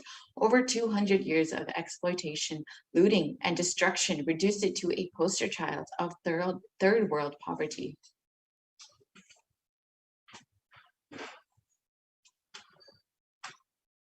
And the phase 3 was after independence from 1947 to present, which was when India became a secular country. And the description is this: brown faces with British attitudes and policies towards Hindus. And the description from Nehru, which was that what a disgusting savage people we are, politics, progress, socialism, communism, science, where are they before this black religious savagery? India can never be a Hindu republic.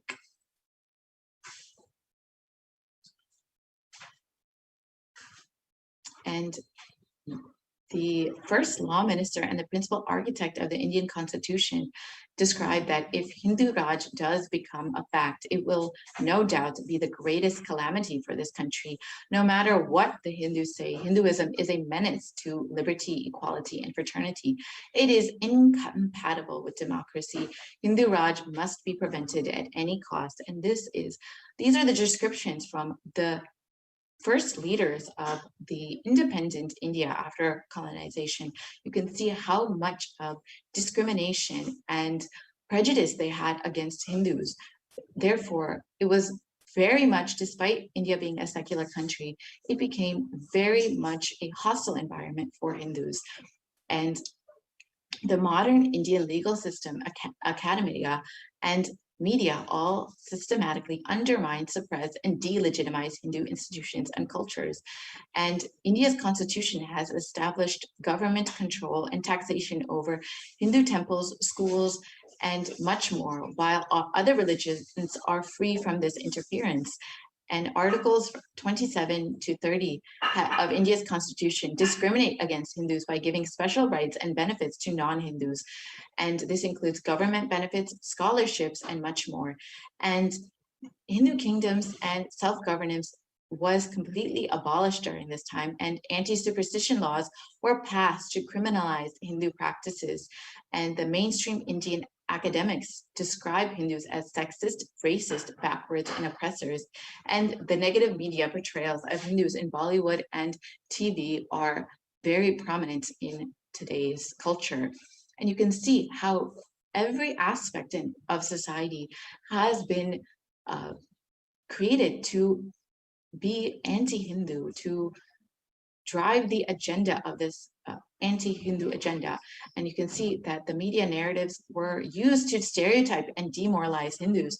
And in Bollywood and other mainstream media outlets consistently portrayed Hindu gods and gurus as cartoonish, dishonest, corrupt, sex fiends, and in a manner similar to the British imperial propaganda.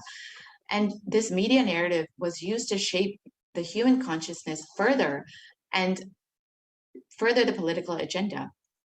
And racist British colonial stereotypes portrayed Hindus as superstitious, backwards, dishonest, corrupt, and were perpetrated by their British brown successors in modern India, completely unabated.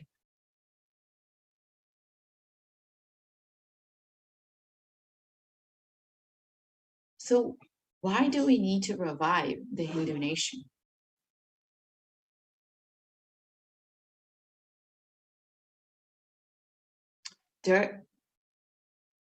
let us look at the vision for the Hindu civilization given by the Supreme Pontiff of Hinduism himself, Jagadguru Mahasannidhanam, His Divine Holiness Bhagavan Nityananda Paramashivam. During the time of Mahabharata, we Hindus had 56 deshas, countries, 200 states, 1,700 samsthanas, 10,000 sampradayas. In all 56, we Hindus are persecuted. Now we have lost all of the 56. The last one to fall was Nepal. I am the collective voice of all the persecuted Hindus. I will revive and rebuild a Hindu nation built on the Vedagamic principles as a refuge for all practicing and aspiring Hindus, a safe haven for all the persecuted Hindus.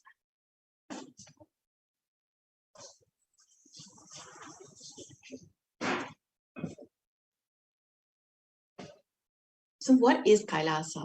This revival of Kailasa, the Hindu nation, is for reviving this whole life of enlightened civilization and all the great things it has to offer to the world, bringing legitimacy to all the offerings of Sanatana Hindu Dharma and sharing it with the whole world is the purpose of this Kailasa, the Hindu nation.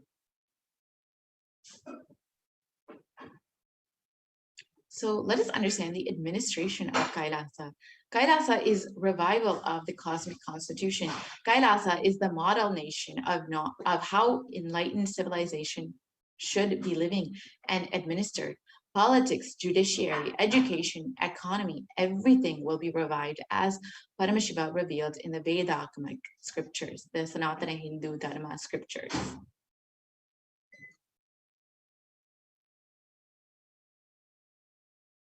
Being one of the most persecuted civilizations, Hinduism is on the brink of extinction, such that the next generation may know about Hinduism only through history books. What can we do to stand up for Hindu civilization and all that it has to offer to the world?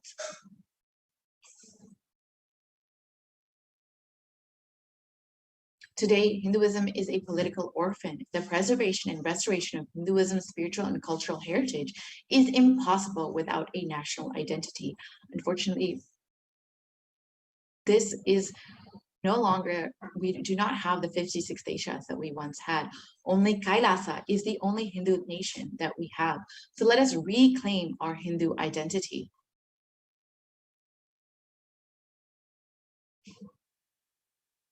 Hinduism is responsible for our successful life. If you are happy, healthy, wealthy, rich, successful, respectable, have a stable family life, have the best mental health, Hinduism is responsible. The Hindu identity is responsible. The Hindu scriptures are responsible. It is the Hindu scriptures which have given us the best mental setup, all the best things we Hindus have. The Hindu scriptures are responsible for our beautiful lives. Hindus are the richest and most successful ethnic group in the world. Hindu scriptures, Hindu lifestyle, our enlightened masters are responsible for this. Hindu thought currents that are responsible for this. And here you can see that Hindus are the most educated group in the US, according to a report published in the Hindustan Times.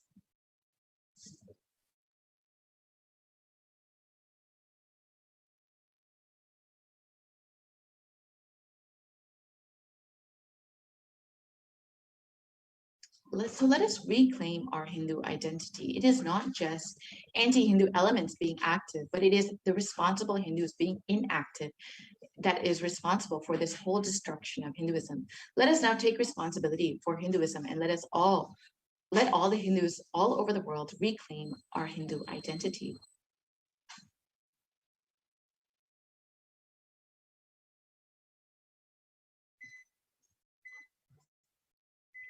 So let us understand what is our responsibility as Hindus. It is the responsibility of Hindus to revive the enlightened civilization again and again and give all the gifts of the enlightened civilization to humanity. The revival of the enlightened civilization, the Kailasa, the Hindu nation, is the survival need of the humanity.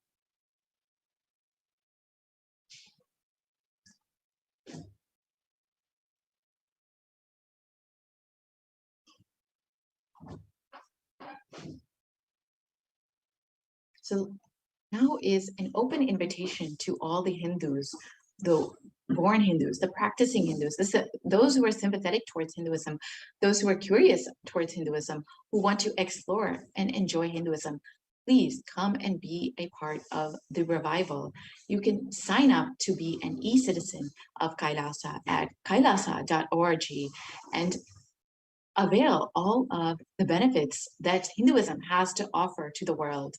And let us now listen to the Supreme Pontiff of Hinduism's own words of why Kailasa is needed, why the only Hindu nation is needed for humanity.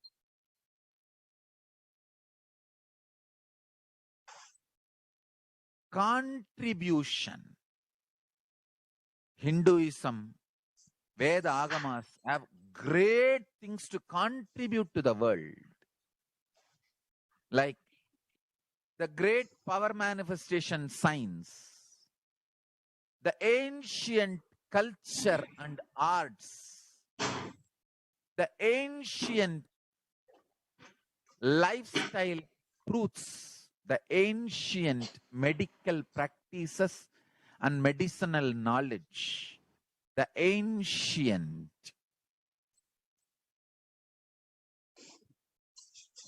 indigenous cultural heritage and jewelry, perfume, dance, music. In every level, Hinduism has so much to contribute. Veda Agamic traditions have so much to contribute. To share all this with the world, to contribute to the world.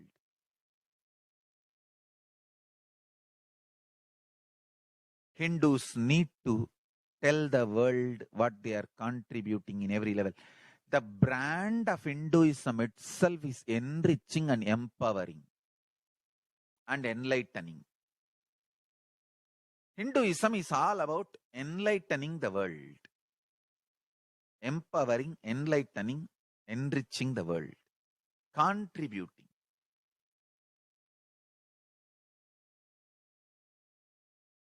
That is our spiritual life.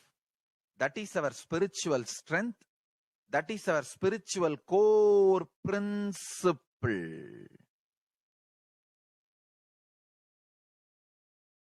O humanity, I request you with folded hands, some one corner of the world, if you just give me few hundred acres, I will keep this whole science alive. Leave it for the whole humanity freely. Fortunately, Paramashiva has given me the power to decode all this Hindu medicinal system, Hindu judiciary system, Hindu social law and order system, Hindu power manifestation system, Hindu mental sciences system, Hindu yogic sciences, the sciences of Hindu biology, Hindu physics, Hindu psychology, Hindu physiology, Hindu chemistry, all this Paramashiva has given me the power to decode. Whatever the remaining scriptures are available with the humanity, Paramashiva has blessed me, and I have collected, not only I have collected and organized, I can decode. This whole science can be kept alive in any one corner of the world. Just few hundred acres are given for me to live peacefully and exist peacefully. I can store this whole thing alive and contribute it to humanity. Humanity can become better and better and better. I can make the planet Earth so much better place to live I am here to contribute, and I will continue to contribute.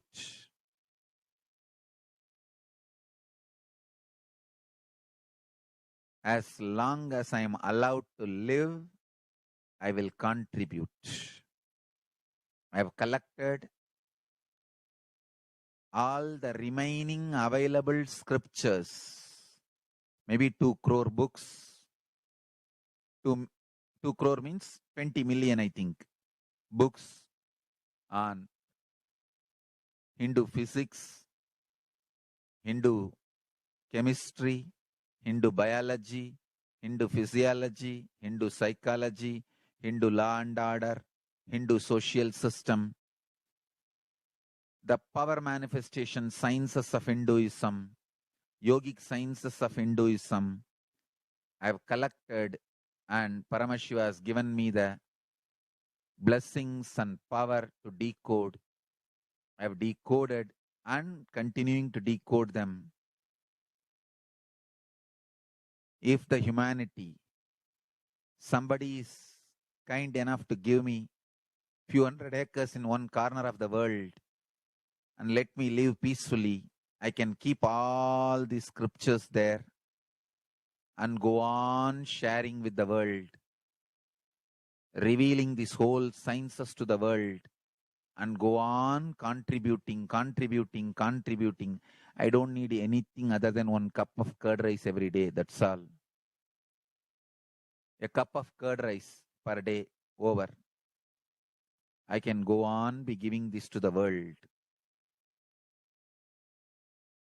I can add to the world. I can make the world a better place to live. That's all I have to say.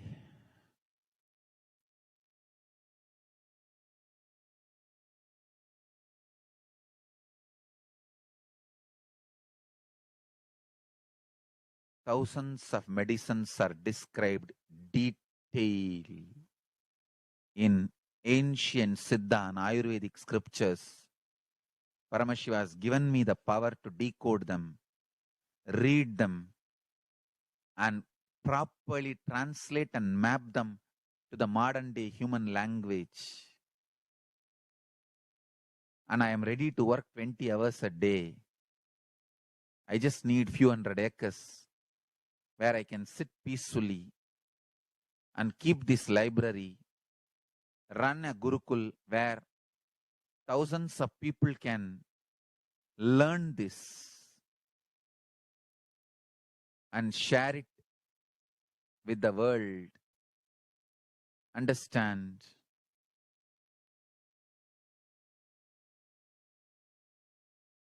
I am only interested in contributing.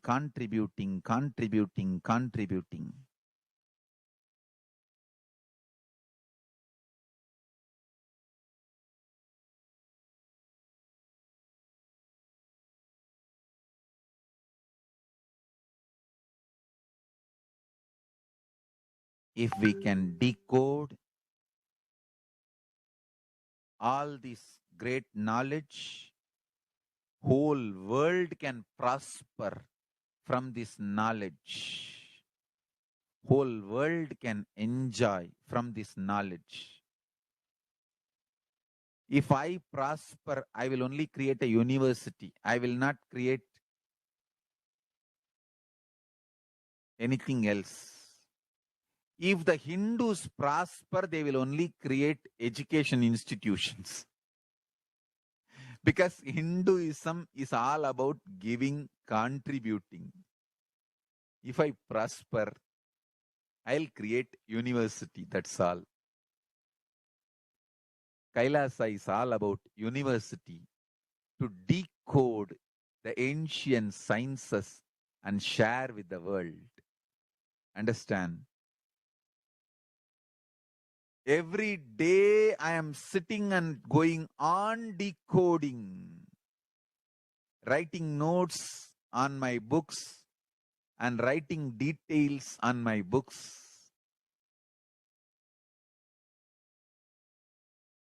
Whether it is making making human beings manifest powers, and I have also now started downloading and decoding the science of making animals manifest powers. Whether making people manifest powers or healing,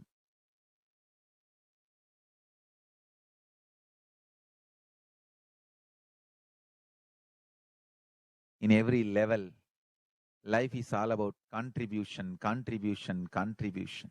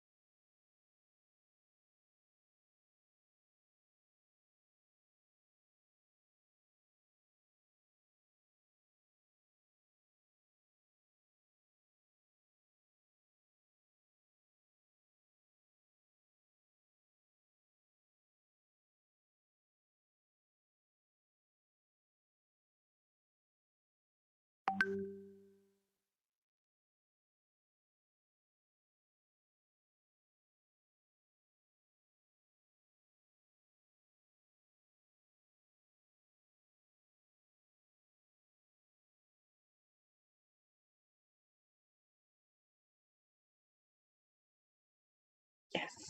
So now that we have understood from the Supreme Pontiff of Hinduism himself what is a need for our Hindu nation and why we need Kailasa, we will now be concluding this segment and be entering into the next segment where we will understand some of the offerings that we can make to Devi PARASHAKTI and how we can connect with Devi PARASHAKTI through these various offerings. We will be right back after a very short break.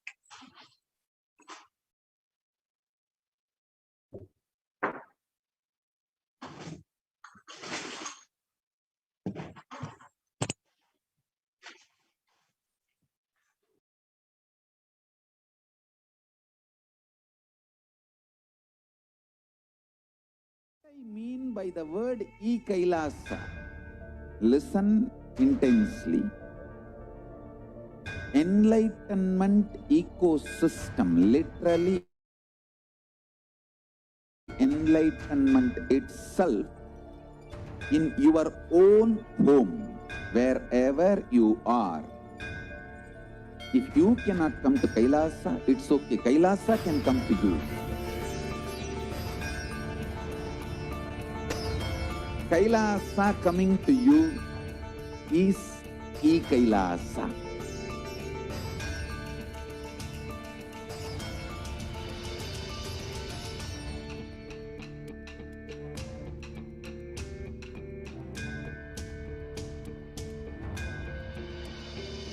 I will revive Hinduism.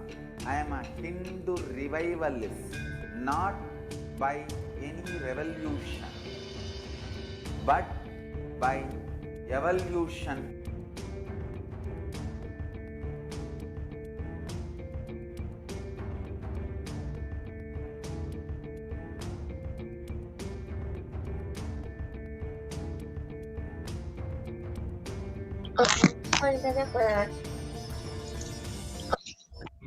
Setting model community.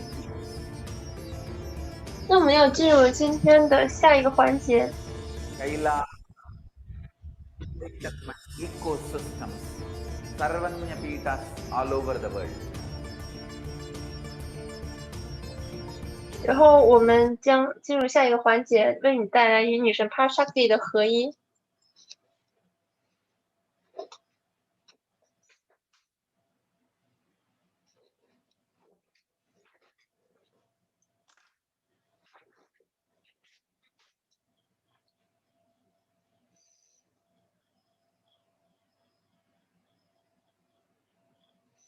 如果你正在开启一项新的业务，或者是进入一个新的学校，我们也要求你进入我们的生活，来这里引导我们，并且保护我们，让所有的这些事情发生在我们的生活里，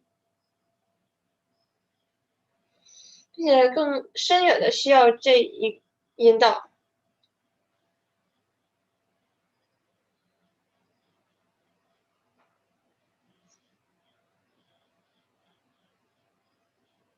那么这分为2个环节，给予。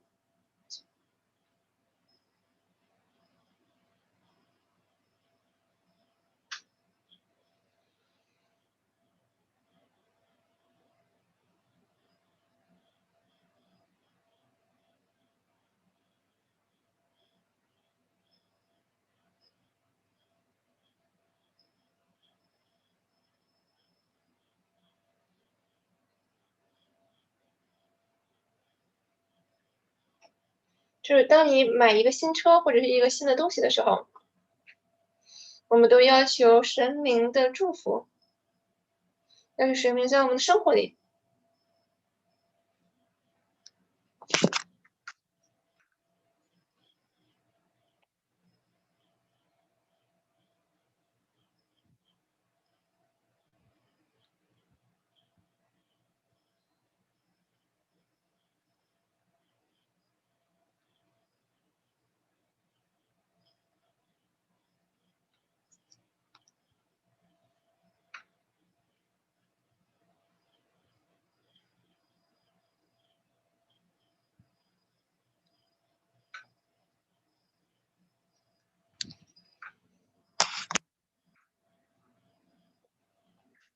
那么坐在帕尔玛社会的油灯之前，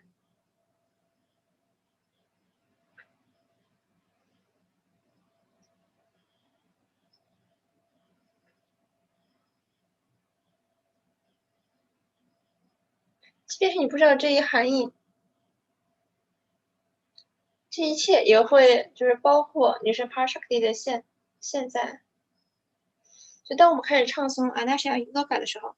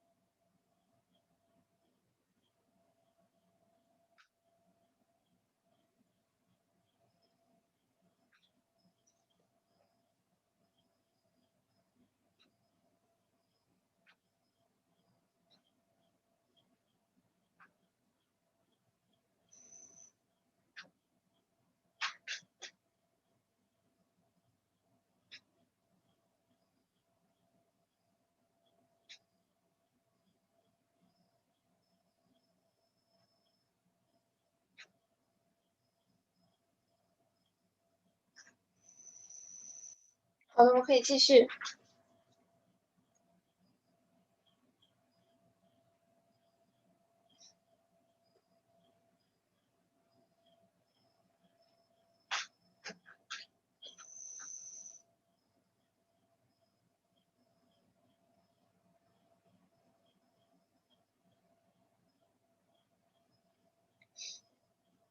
我们可以进入这个环节去理解祭祀的重要意义。然后我们在供奉这个黄金的珠宝。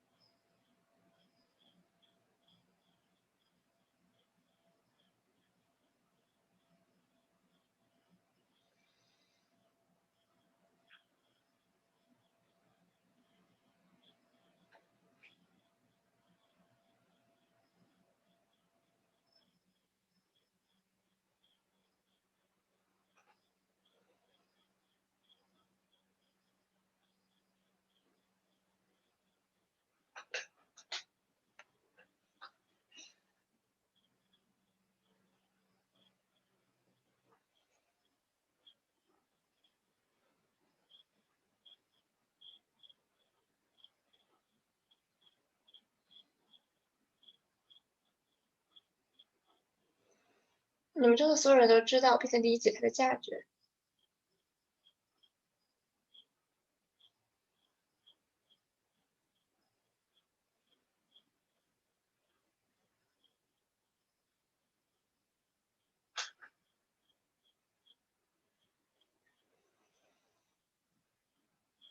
然后我们往往在这个生日的时候会给予一个黄金的礼物，去送出我们的祝福。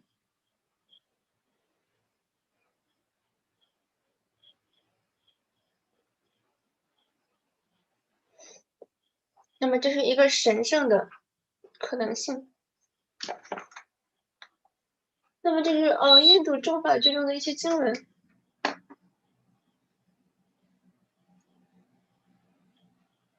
那么它描述了这个黄金的意义。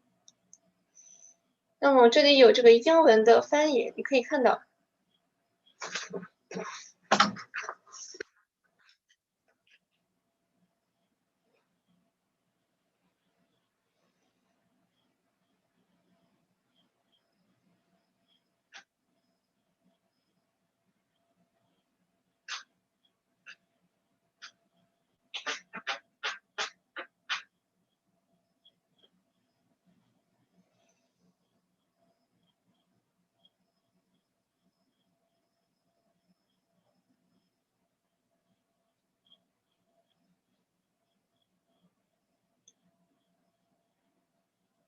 这里我们可以所见到的，超出我们这个语言的，我们经常可以说并且理解。这个黄金是一个神秘的元素。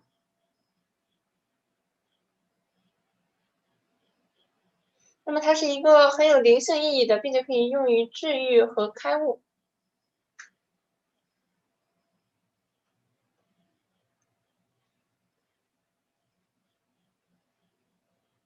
这里正如你所见，这是一个非常具有意义的。那么它在很多的经文之中都有记载，它是非常丰盛的，它也是非常的吉祥并且纯净，并且可以纯化我们的存在。所有以黄金搭建的一切都会与黄金交换。那么这个时候我们可以看到，这个黄金是如此的丰盛，它甚至是被用在铺设道路上。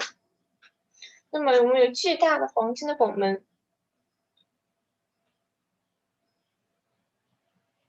即便是这个马呀、大象或者是牛，它们身上都会佩戴着黄金。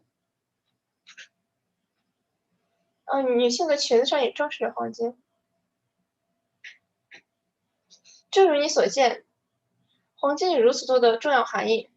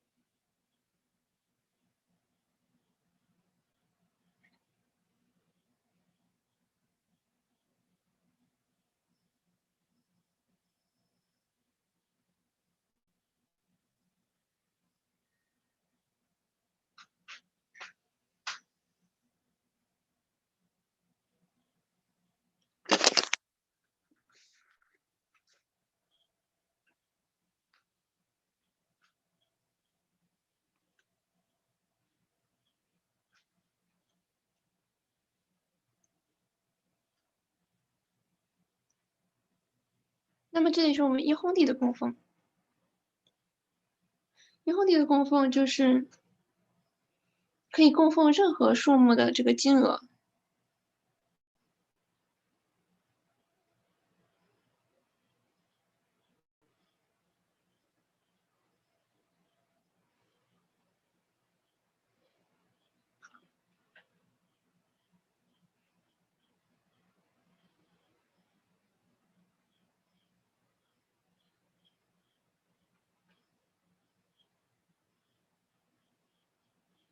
你可以供奉任何数目的金额。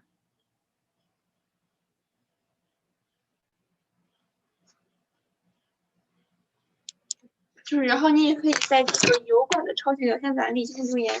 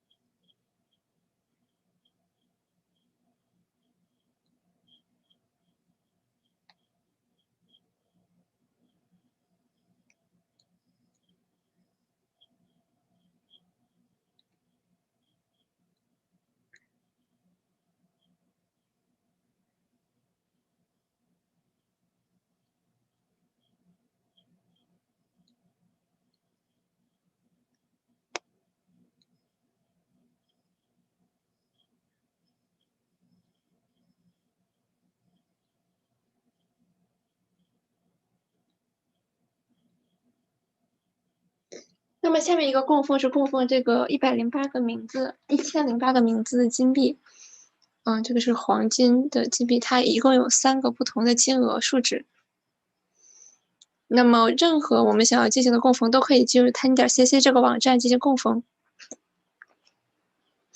就如果你不太确定如何来进行支付的话，那么现在你可以支付几分钟。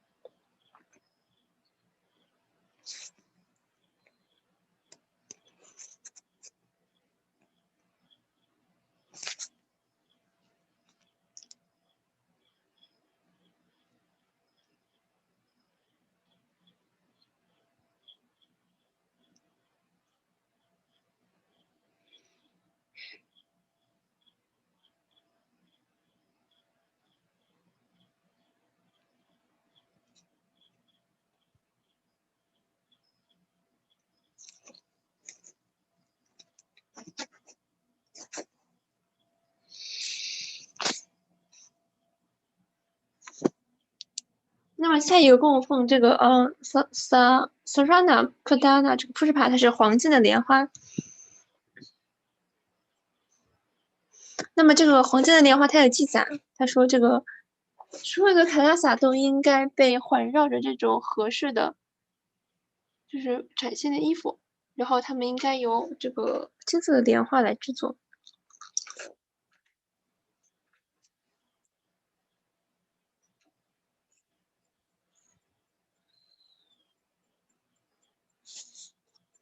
以这个对帕玛施瓦的崇拜，所有的一切都与这个莲花有一些的关系。所有的这个麦子象征着什么？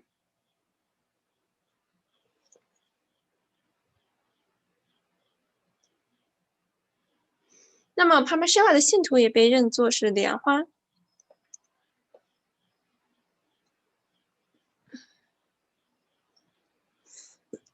就在你的内在之中得到女神 PARASHAKTI 的祝福，去显化女神 PARASHAKTI 的状态、空间和存在。那么下面一个就是这个黄金的脚趾的戒指，它在这个非常古老的印度的这个传统之中，他们就会给予这种黄金的脚趾的戒指。他们也崇拜着女神 PARASHAKTI， 在这样子的庆典之中，它也被给予女神 PARASHAKTI。这就是为什么他们给予这个黄金的莲花。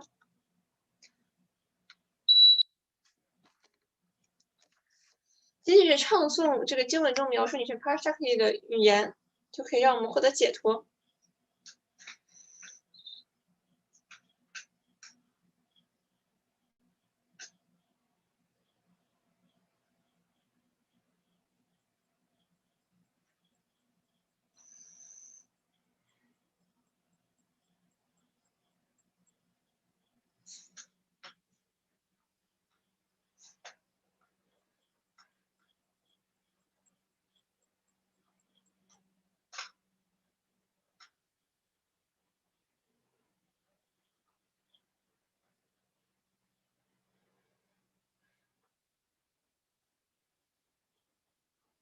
你可以供奉这个金色脚趾戒指给女神PARASHAKTI，然后来仰慕她，并且把这些在这个生活中最艰难的时候请求女神的帮助。那么下面一个是 Swana Mantika 这个黄金的头上的发饰。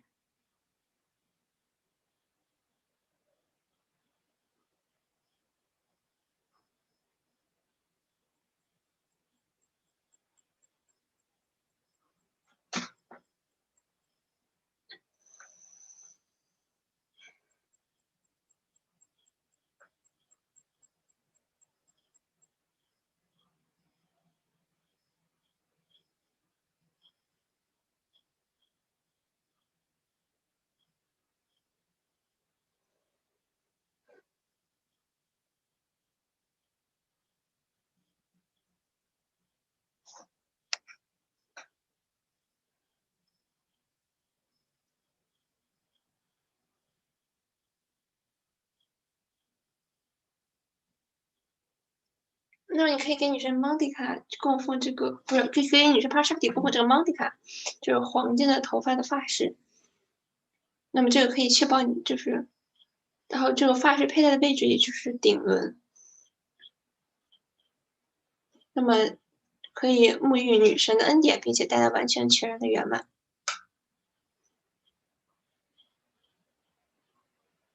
那么下面一个挂奉就是 Pradipra 帕的铺甲。那么在我们再次唱诵这些语言的时候，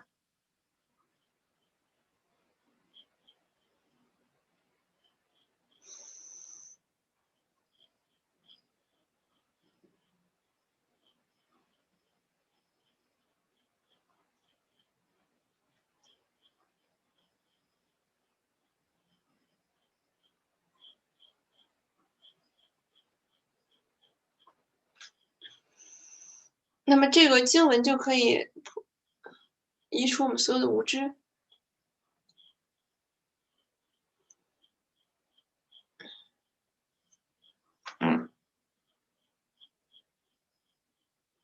芒果卡的意思就是黑暗，它可以移除你的无知和傲慢。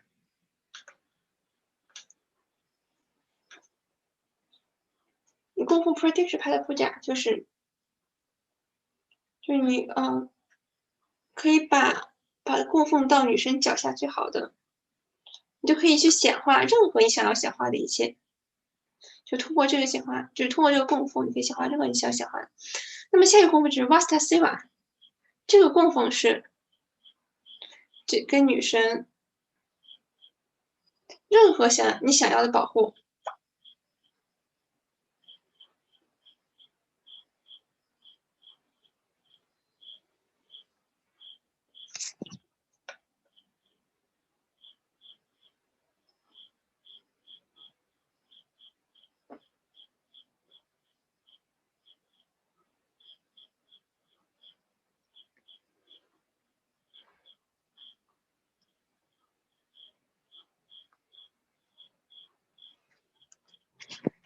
那么这个就是我们供奉的这个一系列的清单的列表，有任何想要供奉的都可以进入探点磁器的网站进行供奉。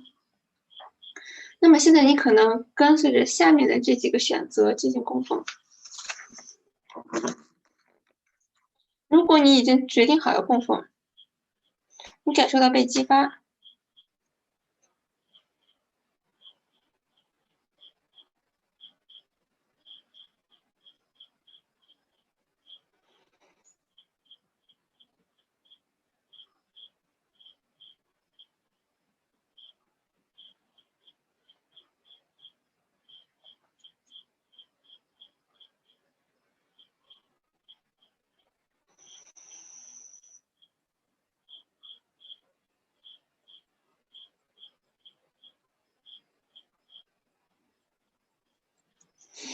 这个表单是用来就是确保你的名字在上面。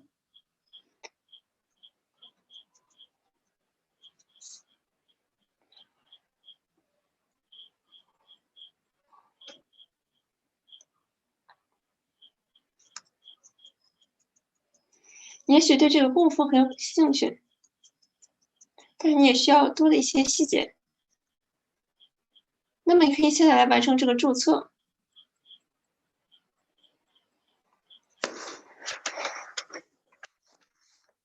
那我们现在已经放出了这个链接，你现在就可以进行分享了。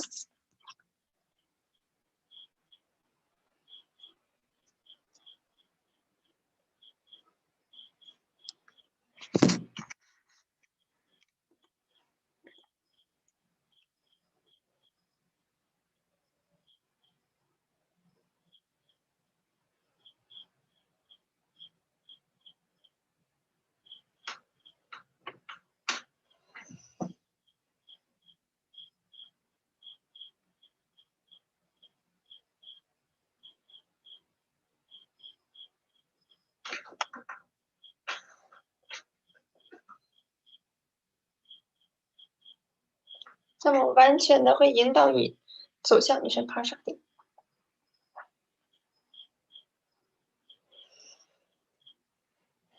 那我们现在已经正确的把链接给你了。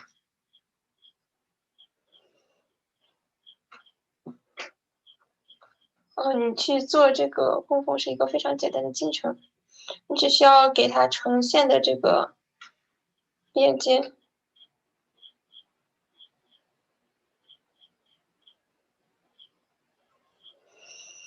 然后你可以把它加入到你的这个购物车之中，然后进行清算。那么确保你的这个支付的细节是正确的。那么这里面还有一些新的选择，你可以捐赠，通过油管超级进行捐赠。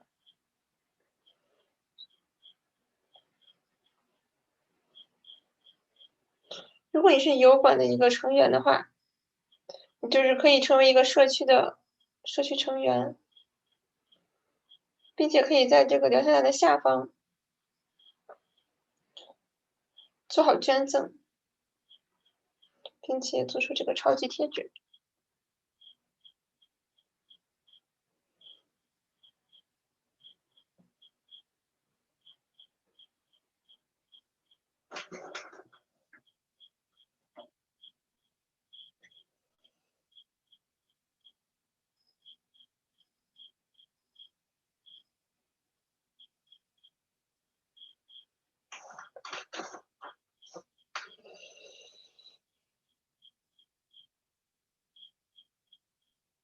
那么我们在一个短暂的休息之后，很快就会回来。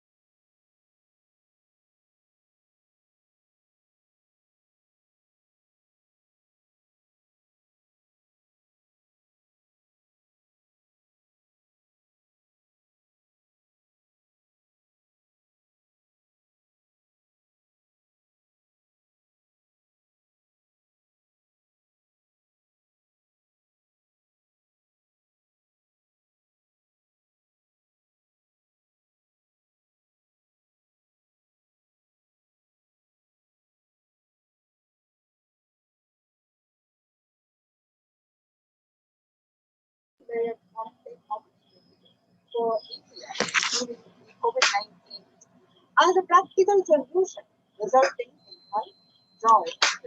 So let's understand more.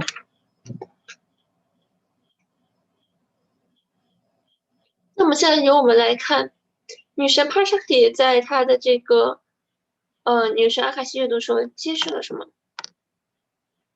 女神清楚的揭示着，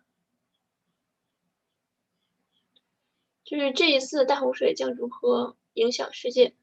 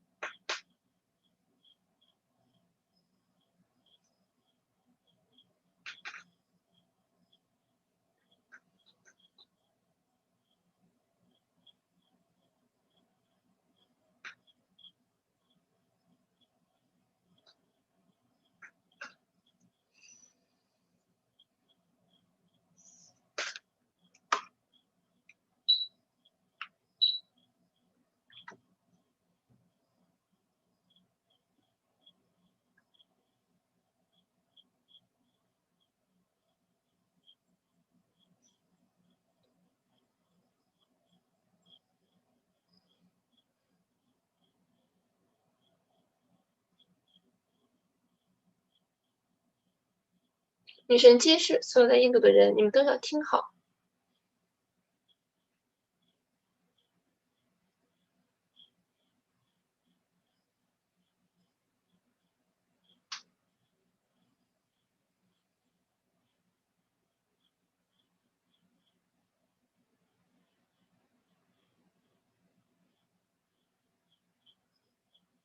我们立刻来到阿迪卡拉萨，这就是唯一的方法。死亡的新冠夺走生命的疫情已经发生，阿古尔汤达的舞蹈已经开始，没有人可以控制。这一微观的组织已经形成，它会摧毁所有的一切的其他的灵魂，就是以这样非常有强度的创造了恶魔。为此，我打开了阿迪卡拉萨的大门。你们每一个人都可以来到阿迪卡拉萨，只在印度这一地域打开了，并且它会传播给全世界。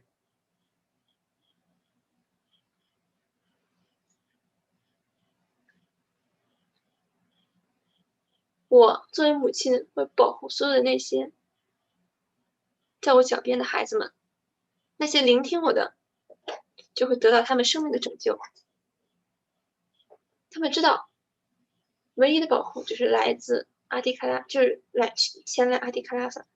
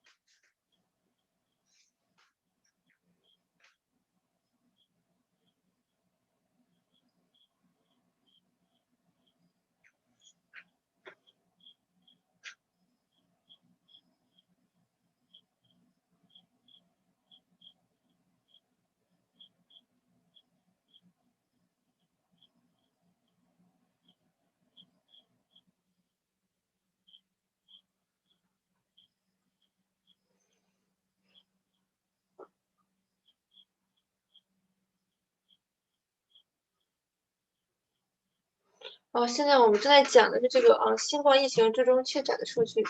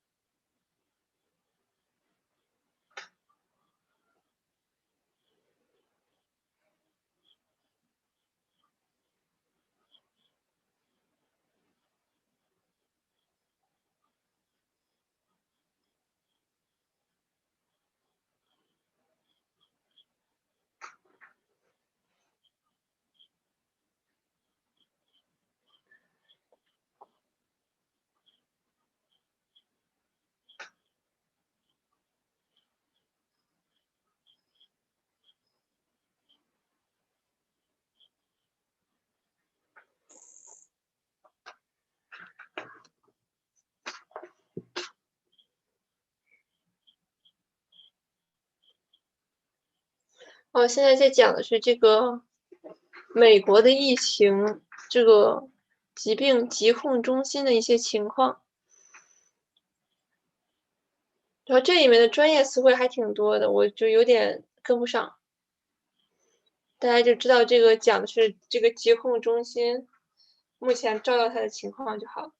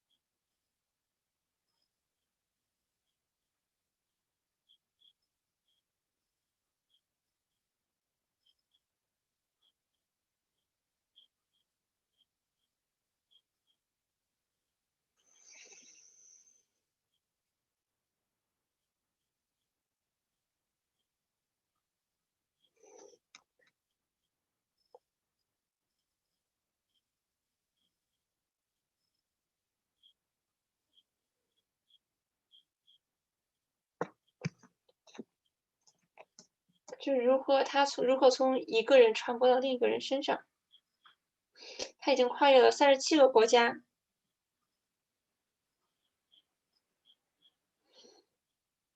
很多就是公开的文章写，这个新冠病毒已经转换成了别的，就是病毒。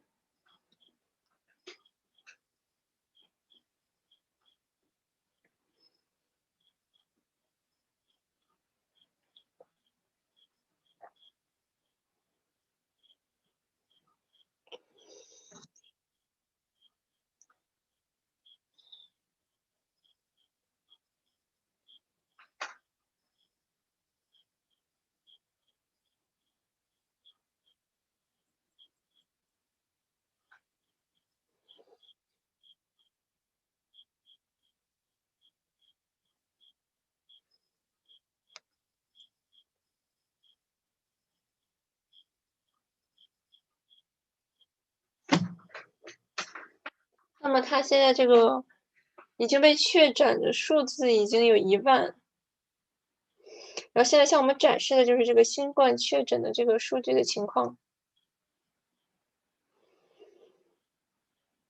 然后这是印度的报纸所对这近期情况的报道。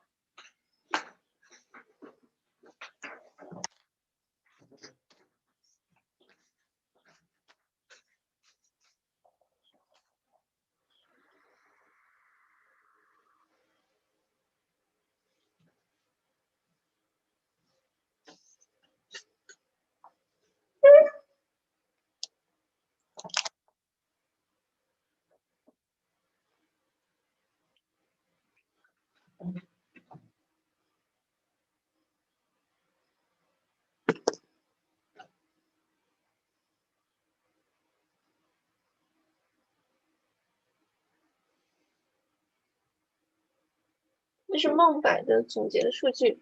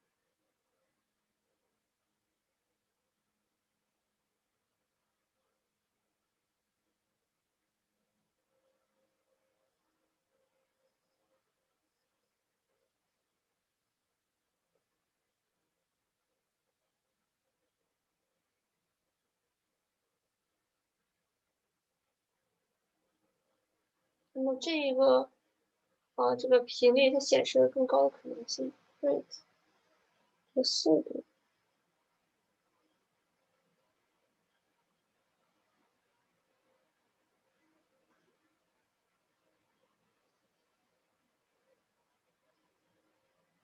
那么很多人在房间里就是41%的人，他家里只有一个房间，并且5个人正在分享着同一个房间。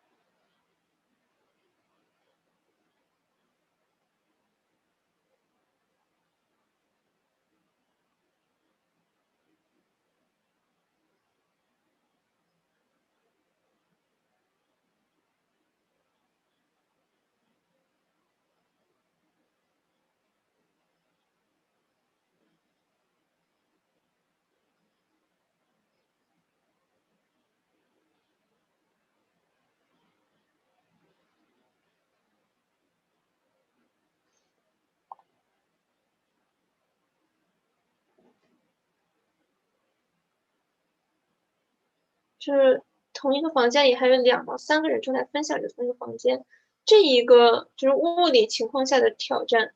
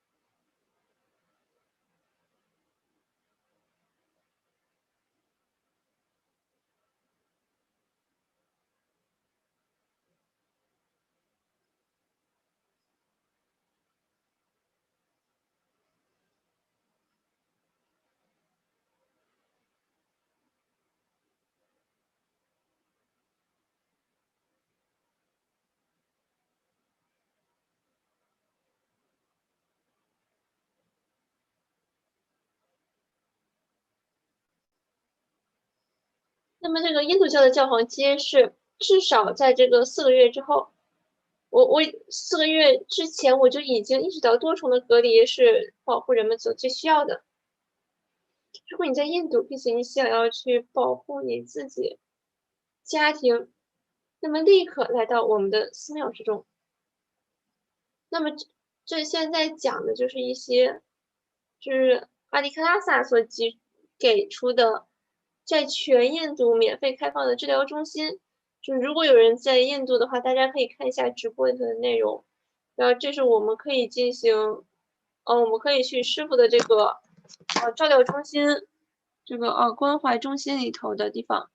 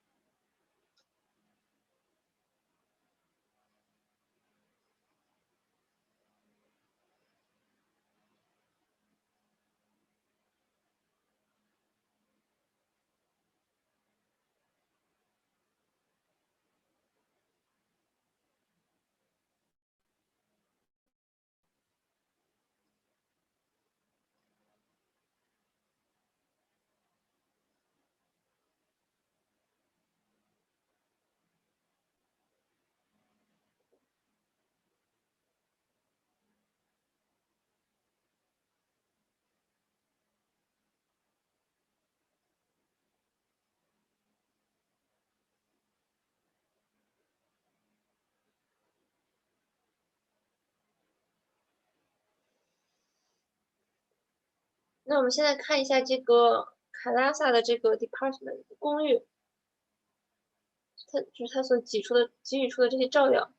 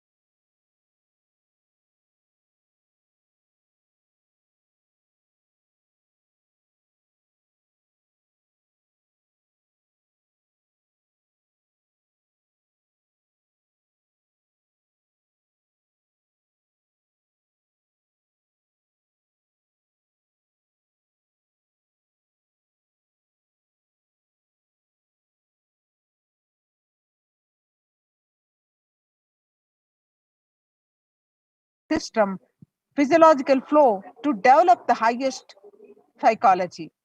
To develop highest psychology, not only your physical system, even your psychological flow needs to cooperate. You become what you eat. Your brain is constructed for all these higher things. When you don't explore the higher things, you are bound to feed the lower things and keep your brain engaged for survival. If you don't explore the higher dimensions of consciousness, you will force yourself into the drugs and try to explore the hallucination, imaginary, illusory dimensions of the universe. Vegetarianism as a lifestyle. The human body is naturally designed for vegetarian food. The inner mechanisms like feeling, thinking, words, and everything is designed to function with the vegetarian food.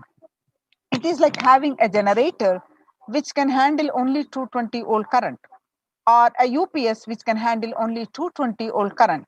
But it is given 20,000 volt current, what will happen? It will get fused.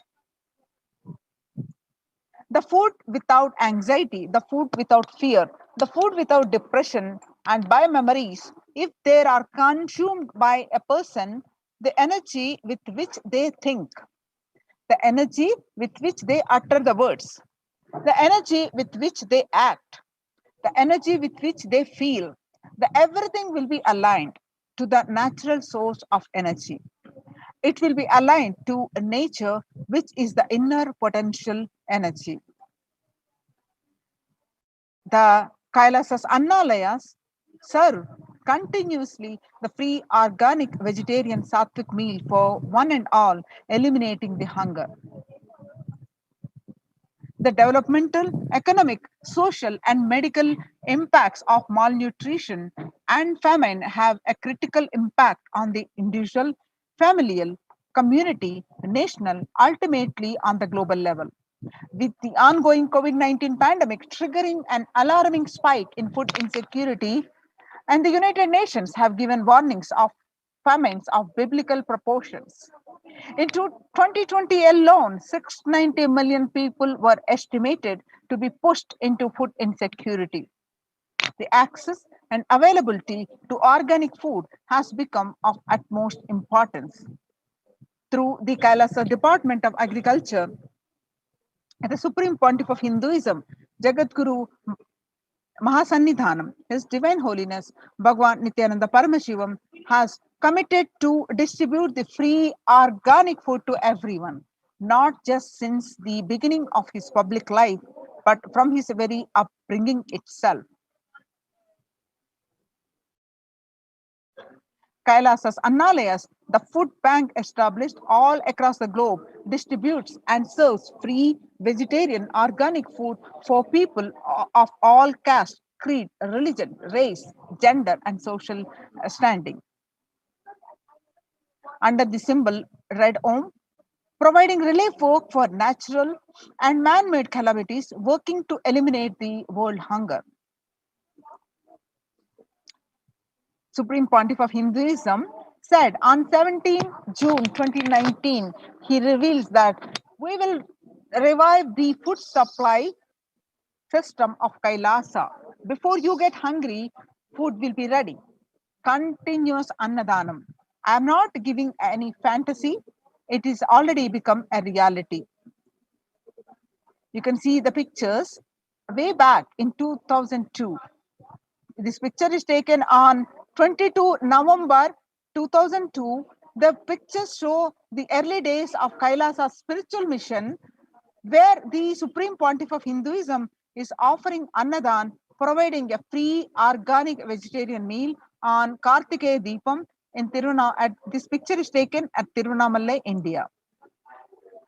And on 2013, you see these pictures where you find the Supreme Pontiff of Hinduism on his right hand side with a bandage. Even with a fractured hand, the Supreme Pontiff of Hinduism, Jagadguru Mahasannidhanam,